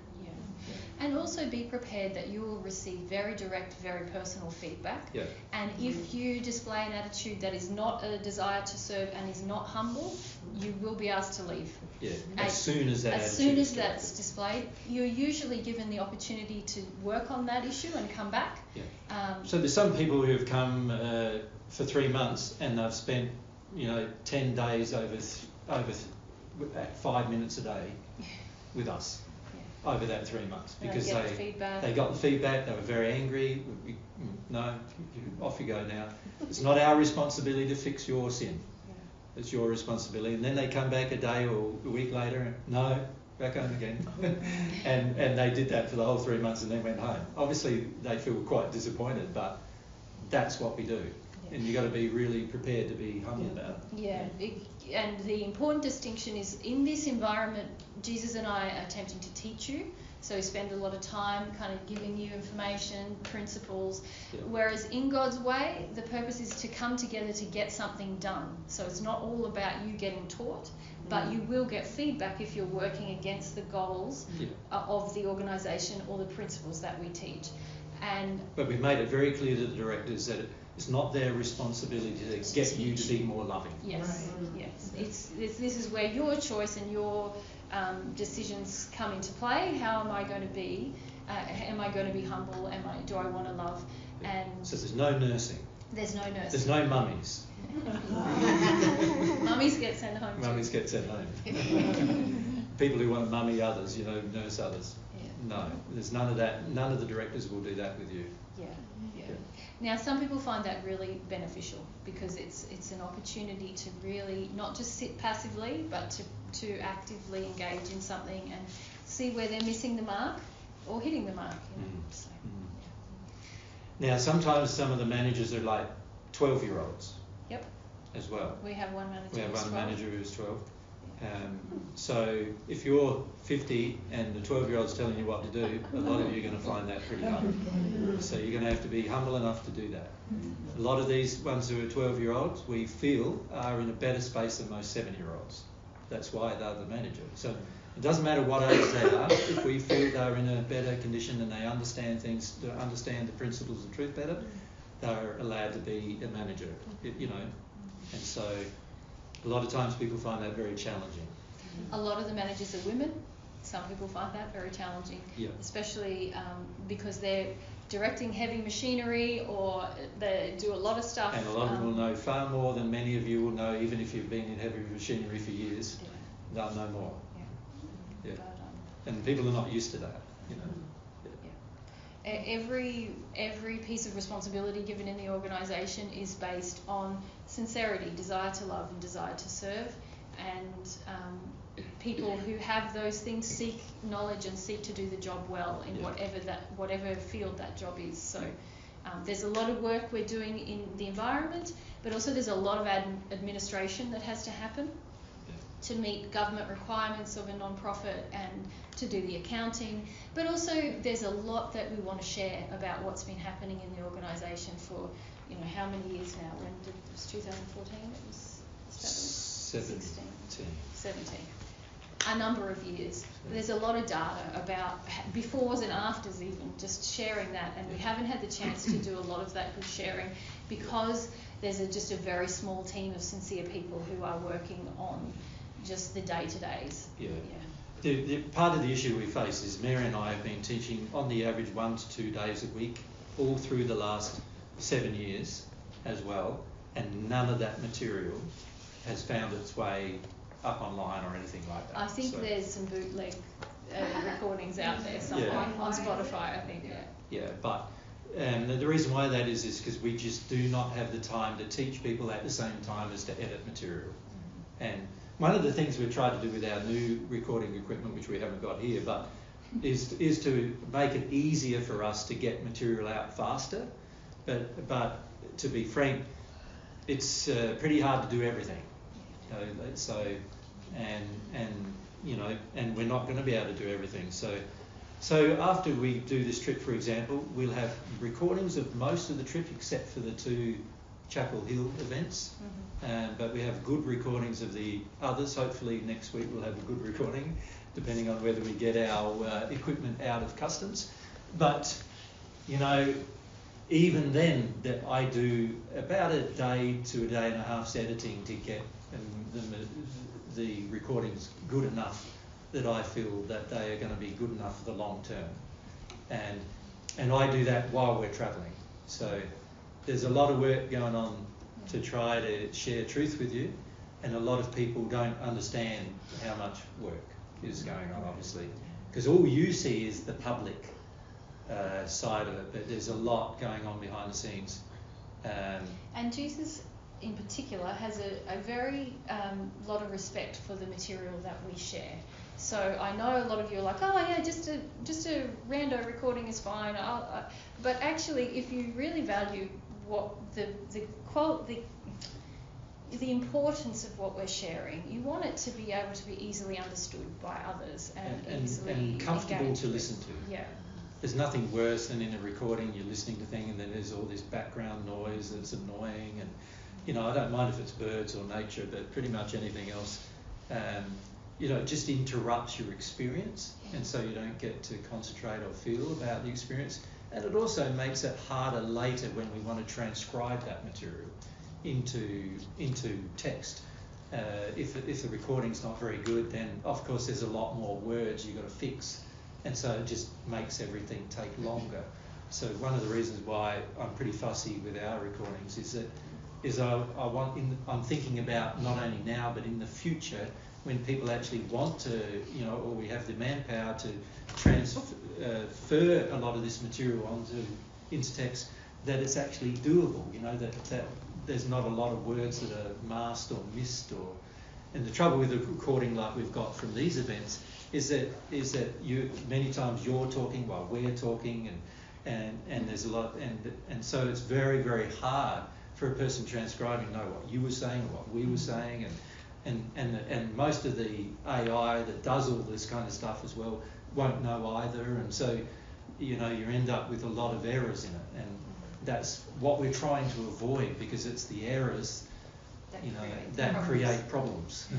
I also noticed after we talked the other day, I looked up some of the stuff that's been shared online, and I also noticed that some of you have very strange sort of feelings about us, in that you leave a lot of just blah blah at the beginning in the recordings. We don't do that kind of thing because it's not about us. There's this sort of feeling I feel when I listened and watched some of the stuff. Sometimes there's 15 minutes before we start the actual talk. It's just Jesus and I chatting about ourselves or about you guys or about the weather or having a laugh. And there's this feeling that that's valuable, and that's just I find it quite aversive actually, because it's just about, I don't know what I can describe it, but it would take a while. But it's not the important thing. The important thing is God's truth, So we cut out all that stuff because that's about us. That's not really about God and God's truth. We're not trying to sort of become celebrities. Be celebrities, or that we don't have this feeling that it's about us, So we approach the way that we share God's truth in quite a different way that I noticed than others. Yeah. So a lot of times when others do recordings at our events, which you're allowed to do at any time, it's fine. Yeah. They share it in a manner that we wouldn't share it, So bear in mind that when you hear something shared, it doesn't mean that we agree with the way it's being shared. Just because we allow permission for people to do recordings, it doesn't mean we agree with what they do with those recordings. Yeah. And sometimes I don't know, again, because I just hear these things secondhand, but I think some of the things that have ended up on Spotify include personal discussions that were not a part of public presenting, and there's a lot of just lack of consideration for others in that, We're obviously very transparent, Jesus and I, about everything, But obviously, and also we're happy for you to record everything, every conversation you have with us. For your own benefit. Yeah. But when you haven't made it clear that you're going to share it all, then obviously whoever else is present in that conversation, they might not like you doing that. Not that we feel that's a problem either, mind you, but you just got to bear that in mind as to what's the loving thing to do. And many of you share with other people things just to correct them. You want us to correct them rather than you have to go through a process with the person to sort them out. It's sinful motivations that I feel in the sharing is what I'm really getting at. It's some of the principled things that we're talking about when you want to feel special because you had the recording, or you want to correct someone rather than have the discussion with the person. Or you don't want to have them attack you, so you'd rather them attack us. You arrogantly think everyone should hear this even if they're not seeking it. Yeah. All of these kind of things are your sins that can affect the way that you share. And also the response to the truth as well.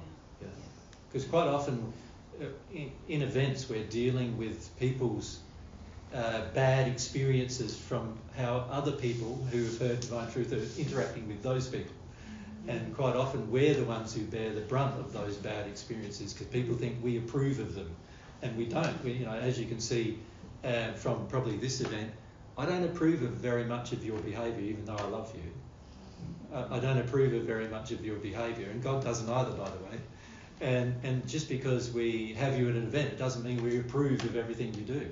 And if you have that presumption, then you're out of line, really. And this is something you need to bear in mind. That you're a work in progress, right? We know that, and we're okay with that. but don't make out to other people that you're not a work in progress. Yeah. All right. Okay. Any other questions, Jerome? Yeah. So when people volunteer for God's Way, is it done by what people they are excited to help out, or is it kind of like, oh, even if you don't like this, you know, go and do this anyway to be able to fund your emotions? Like, say for instance, if I had You'll be given tasks you don't like. Okay, gotcha. on purpose. Yeah, and I'm wondering about that, yeah, as an exercise for us to. Yeah, I mean, nobody sits down and schemes and says, right, No. Leah's coming, Jaren's coming. So Jaren doesn't They like hate this, so we're this, going to we'll give do that to her. No. It's not like that. But it's just a natural thing that ends up happening. And one of the first jobs that everyone who comes gets, nobody really likes. It's to do with removal of a certain invasive species, and most In people, Australia. Yeah, by hand. By hand. Most people dislike it, but it's a great way to measure people's sincerity, Within their a day, thoroughness. within a day, we sort out your sincerity, your motivation, your lack of desire, your inability to follow instructions, your inability to understand why you're doing a thing, your lack of desire to find out why you're doing the thing. We find out within a day almost all of that. Like, wow. Yeah. And most people are severely challenged the very first day. Is it a bug? Yeah. It's sorry? Is it a bug? No, it's a plant. It's a plant. It's a great, there's actually spiritual significance in the task that, you know, there's some stuff on godsway.net about it. Yeah. About the spiritual You look up principles on behind godsway.net, Mother of Millions or something like that. Yeah, if you search Mother of Millions, there's a lovely post that Phoebe put together about why we do it, what you can learn about sin, and so on. Yeah. Yeah, okay. There's a spiritual reason for doing everything, not necessarily a physical one. So when I say that, what I mean is, you know, we don't. A lot of times you'll be given what appears to be a task that is just never ending, so that you can get to deal with spiritual problems that you face. Yeah. And see the consequences of sin. You know, often we take these very small actions in our day-to-day life that have ongoing effects for generations, and the Mother of Millions is a bit of a demonstration of that. Any other questions? How's everyone feeling? Yeah. It's very interesting when we do things in practice, like every day, compared to just attending a seminar. Right. Because at a seminar you can sort of sit there and absorb to a degree and ignore the things you want to ignore, accept the things you want to accept, and then think you're accepting the things you want to accept, but actually misinterpret those things. Have a snack, fall asleep, talk to your neighbour, spirit influence, whatever.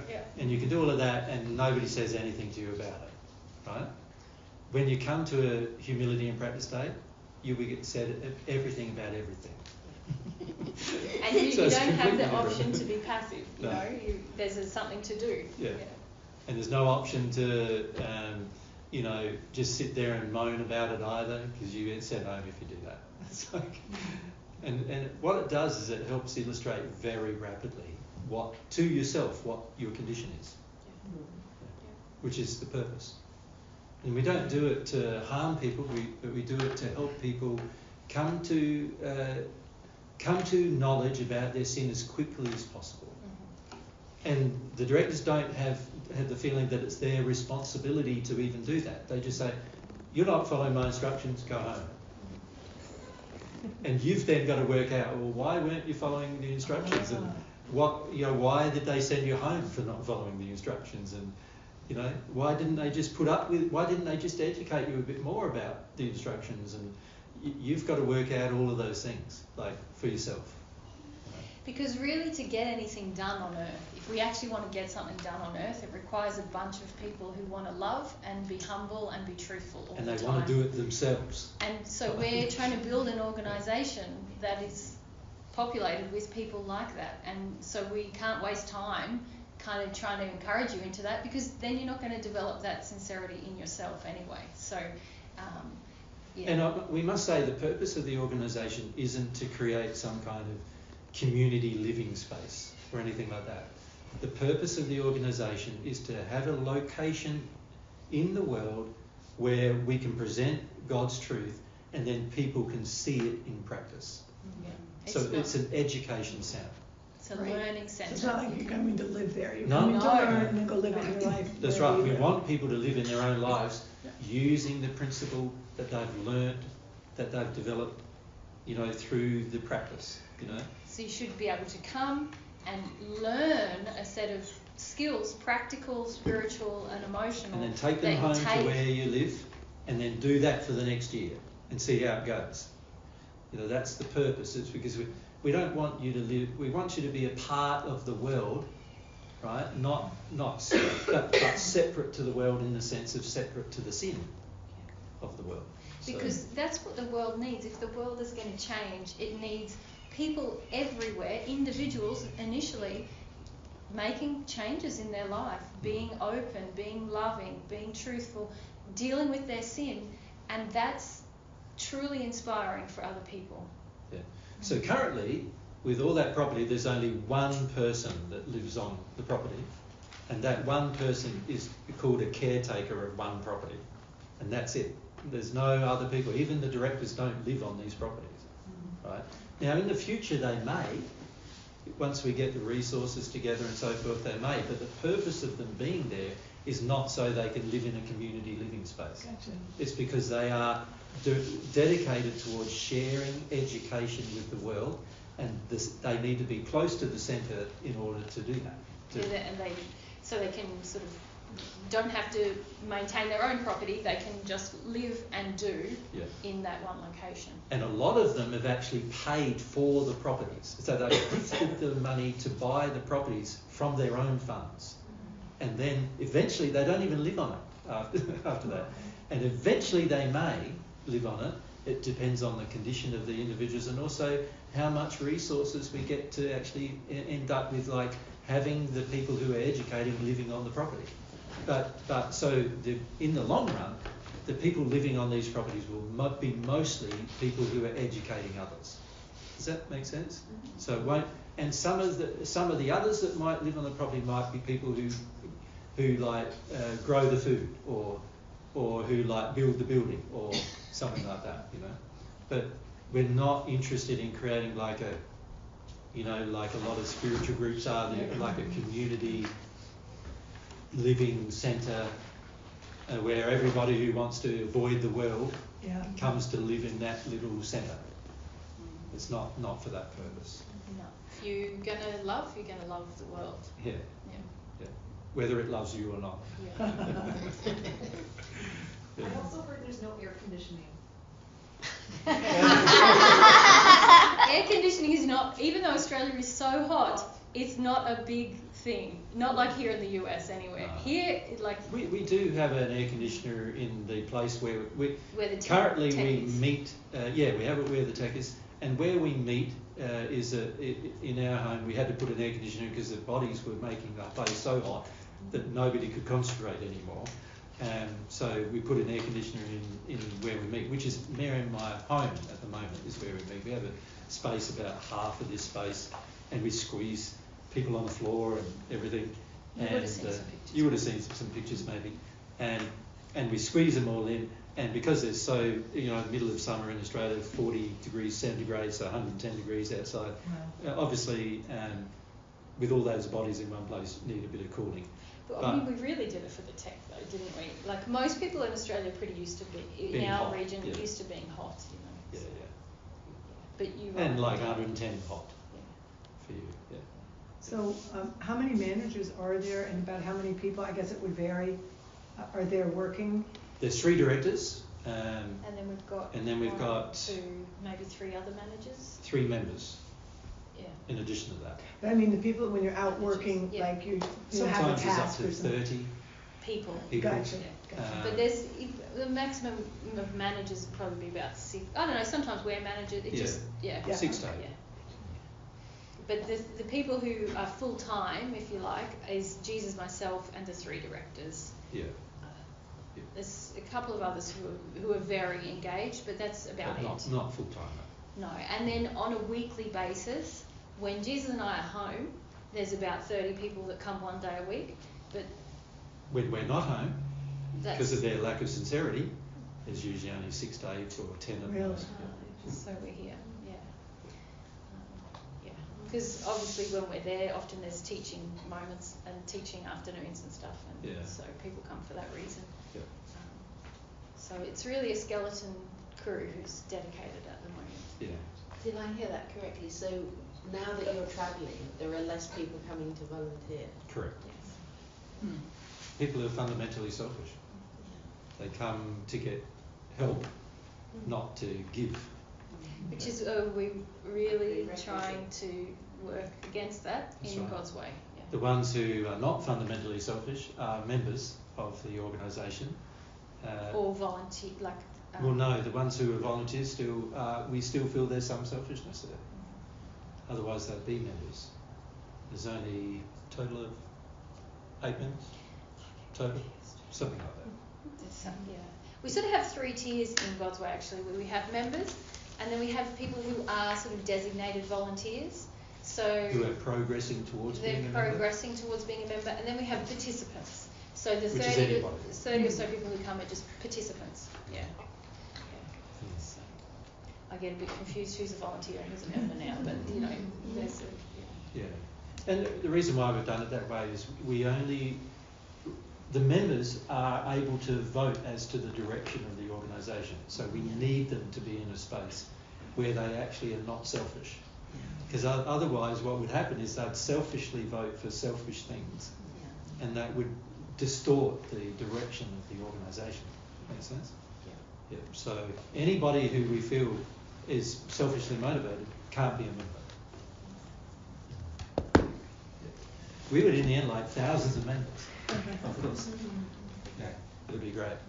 It'd be great if we had to hire like a football stadium to have our annual meeting. You know, like that kind of thing. But you know, that's a long way away, right?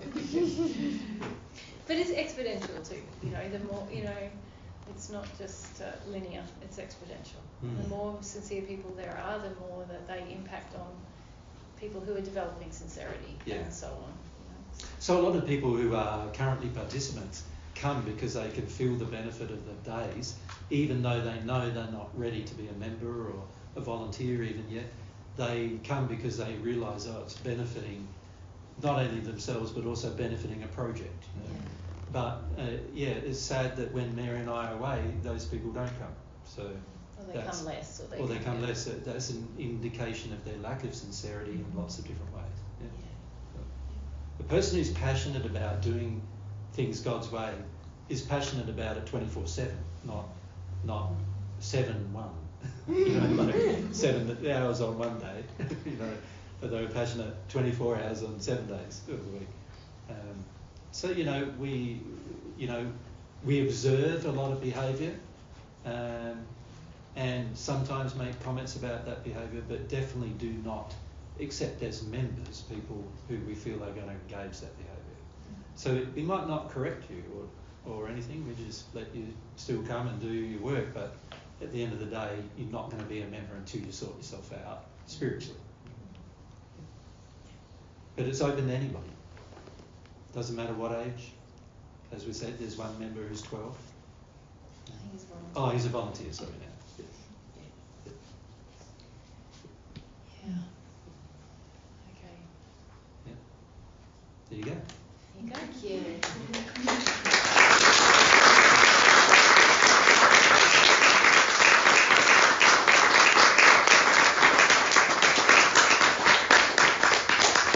Can we please say a very big thank you to those of you who donated to us over the weekend? We really appreciate it. Thank you very much. Yep. Thank you. Thank you for being here. Oh, really? Yeah, no. So different than those videos that we've been watching for years. Yeah. Plus, also what we're trying to do is be more direct with everybody, because you know, we find that there's a lot of misrepresentation of what we teach really through interpretation. And we want to, one of the reasons for the trip actually was that we felt having the trip would mean that we could sort of reset the direction people were taking a bit face to face, rather than just try to, it's impossible doing it by email. You imagine, you've received just so long. like 15 hours of instruction. Imagine putting that in an email. Absolutely impossible, right? And even interpreting that email on top of that's right. Yeah, and the interpretation of what you see is frequently way distorted as well. And hopefully, and also you don't get to feel our love for you and our care for you, while at the same time our pointing out direct things. We're not judging you when you point things out, but we're saying very directly to you and firmly to you frequently, no, this is a problem and that is a problem and these things are going to have to be dealt with sooner or later, and we're trying to raise examples so that you can sort of see examples, but the examples we've chosen are nowhere near the main problems of that we face, as individuals. So we'd just like to encourage you to focus your attention on the principles that we've taught you over the last 3 days, and try to put those principles into practice in your day-to-day life, because that's where you'll notice how tricky it is. That's where you'll go, oh, I thought I got that, but now that I'm trying to do that, now I'm going, wow, it's pretty hard doing that, or I'm finding myself drawn in this way or that way through my sin into trying to circumnavigate these problems and so forth. And so this is where you need to learn to experiment with the truths in your day-to-day life and put them into practice and see what the results are. To be honest, I was so excited to come here, but I was so scared you're gonna kick me out of the room. Honestly, that I was I had to read everything and I had to listen to everything. You guys have a lot of demands. Yeah. To be honest with you, if you were coming to our regular days in Australia, like a good 75% of you would have been removed. Right? But we feel that there's we need to have these experiences, and we were also very conscious of the fact that in a lot of ways you're still in the beginning of understanding, and we're very allowing of people who are in the beginning of their understanding to make mistakes, just like God is with you, right? He's very allowing of your mistakes in that regard. He doesn't tolerate them. There's still sins attributed to you, but how there's a difference between you engaging a sin on purpose versus you engaging it because you didn't really understand or know what was going on, right? So what we generally try to do is the more time we've spent with a group, the more direct and straightforward the more refined things become, because we're trying to just give you the opportunity to hear things and process things and make decisions. If we hit you with everything all at once, it's too overwhelming. You couldn't deal with the first thing because there's be a lot of things. I think a lot of you already feel like, oh, it's been a lot of things this weekend. Glad that's over. Yeah. For 1 year at least. But I think we both encourage you to be curious learners, experimenters, compassionate with yourself, but not complacent, and not sort of justifying your sin, but not judging it. So these are the skills of the path, if you like. This is part of developing sincerity, is learning those practical things of I want to be aware, I want truth. When I get it, I'm going to feel my panic rather than enter demands. I'm going to feel my anger rather than get angry with the person sharing it. I'm going to be compassionate but not complacent. I'm going to be, not judgmental but not also justifying. not letting myself get away with it. I used to confuse compassion and justification all the time. Yes, I thought I was being compassionate. I was when not. Justifying. I was justifying everything. Yeah, that's right. My bad behavior and everyone else's bad behavior. And the beauty of catching up with you personally is we can point that out. Exactly. When you're just watching a video, nobody's pointing out your thing. They're just pointing, there's just a general comment, and even even in seminars like this, I'm often making general comments, even though those comments might apply to 50 or 70% of you. Many of you think, oh, that didn't apply to me, that didn't apply to me. But when we have the personal interaction, we go, no, that did apply to you. Remember that thing? That is a problem. That kind of thing. Yeah. And also we can start to help address things like your arrogance and your self-centeredness and these kind of problems that everybody on earth, particularly in Western societies, face about their life and their past and how they've been brought up, and all sorts of issues cause these things, and we can address them with you directly. So that's why we want to continue these events, and that's why we also want to do this again. And as Mary pointed out, we're probably going to do it again starting June-ish, probably next year, through to September-ish next year, and we'll probably spend about 1 month in each location. Now, yeah, and that would make us here to like August-ish. September. Oh yeah, August in Canada. September-ish, yeah. Yeah. So that's about when we're thinking of coming at this stage, September. And still sort of it's soon enough to avoid all your icy winter flight problems, that you end up with, but sort of not so hot as that when we have a venue that hasn't got aircon or something, that it's not going to be uncomfortable.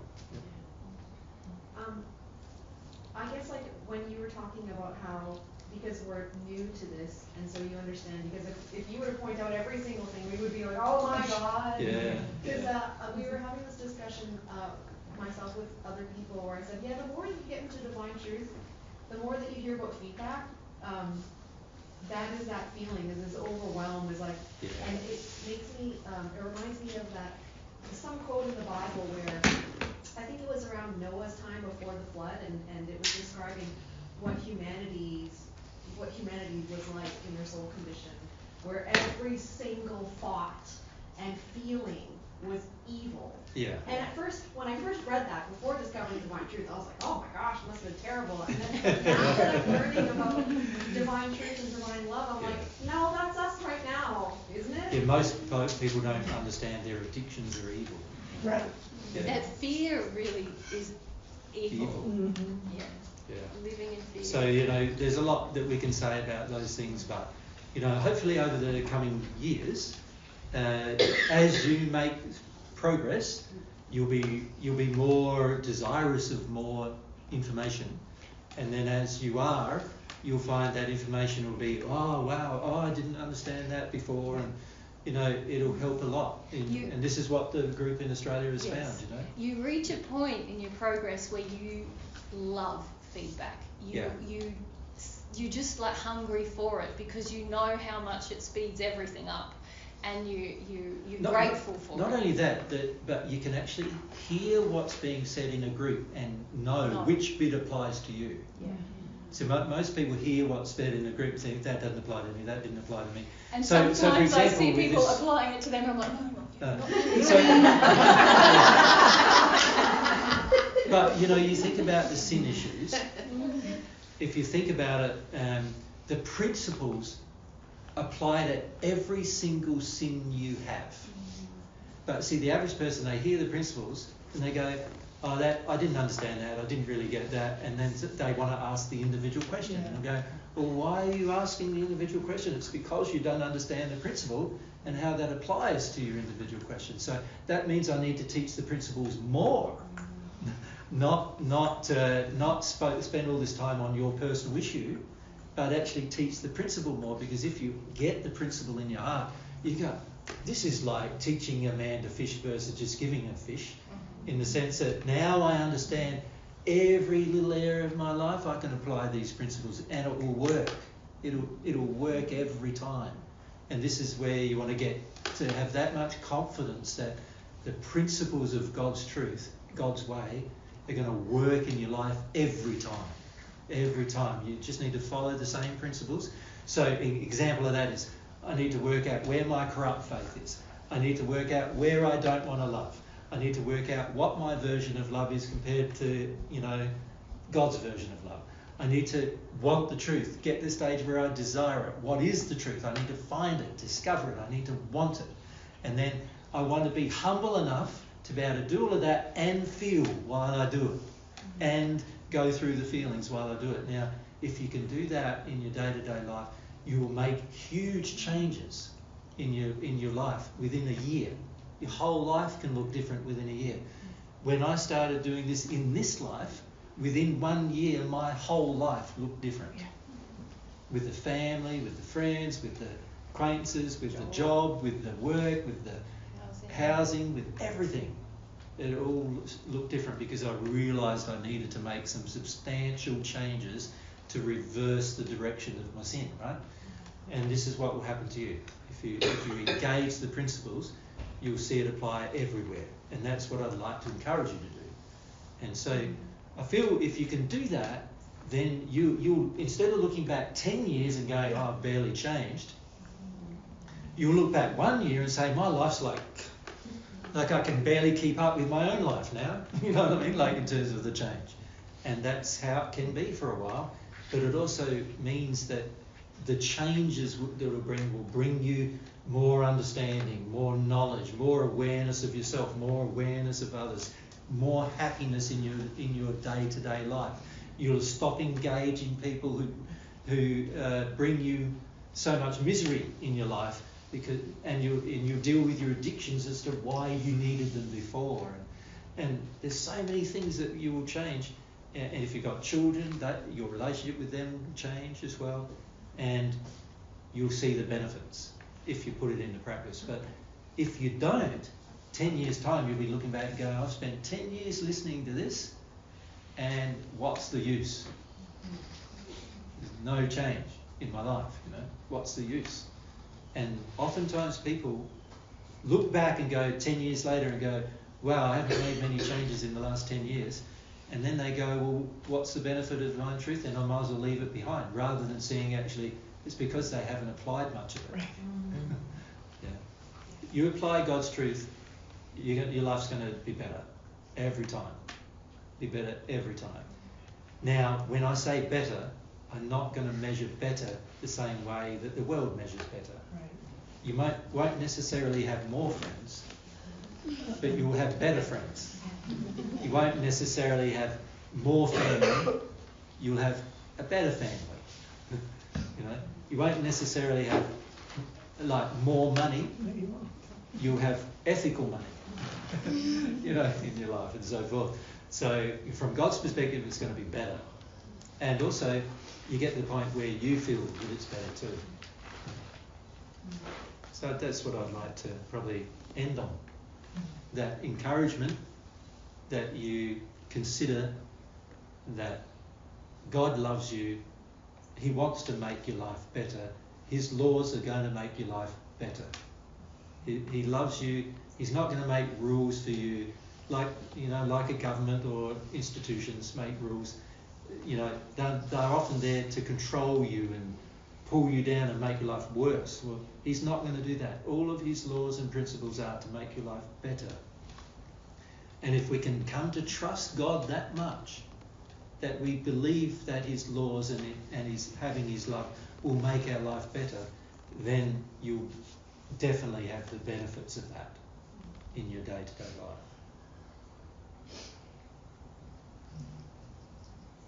Become sin warriors. Said that in Ireland to a group of people. If it just paid for you to listen to that presentation where I talked about being a sin warrior and its benefit, because that's what you need to learn to do. Like, instead of looking at your sin and going, oh, it's so bad, it's so terrible, oh, it's so bad, become like a warrior says, every sin I get rid of is another benefit to myself and another benefit to society, another benefit to the world, and another benefit to my everlasting future. You know? And it's one thing I won't have to deal with later on down the track sometime. Yeah. There was a little anecdote that I wanted to know. It was related to the principle that we talked about yesterday. Not the principle, sorry, the sin of like if I say the truth, I will be attacked. Can we not have that okay. now? Okay. Not now.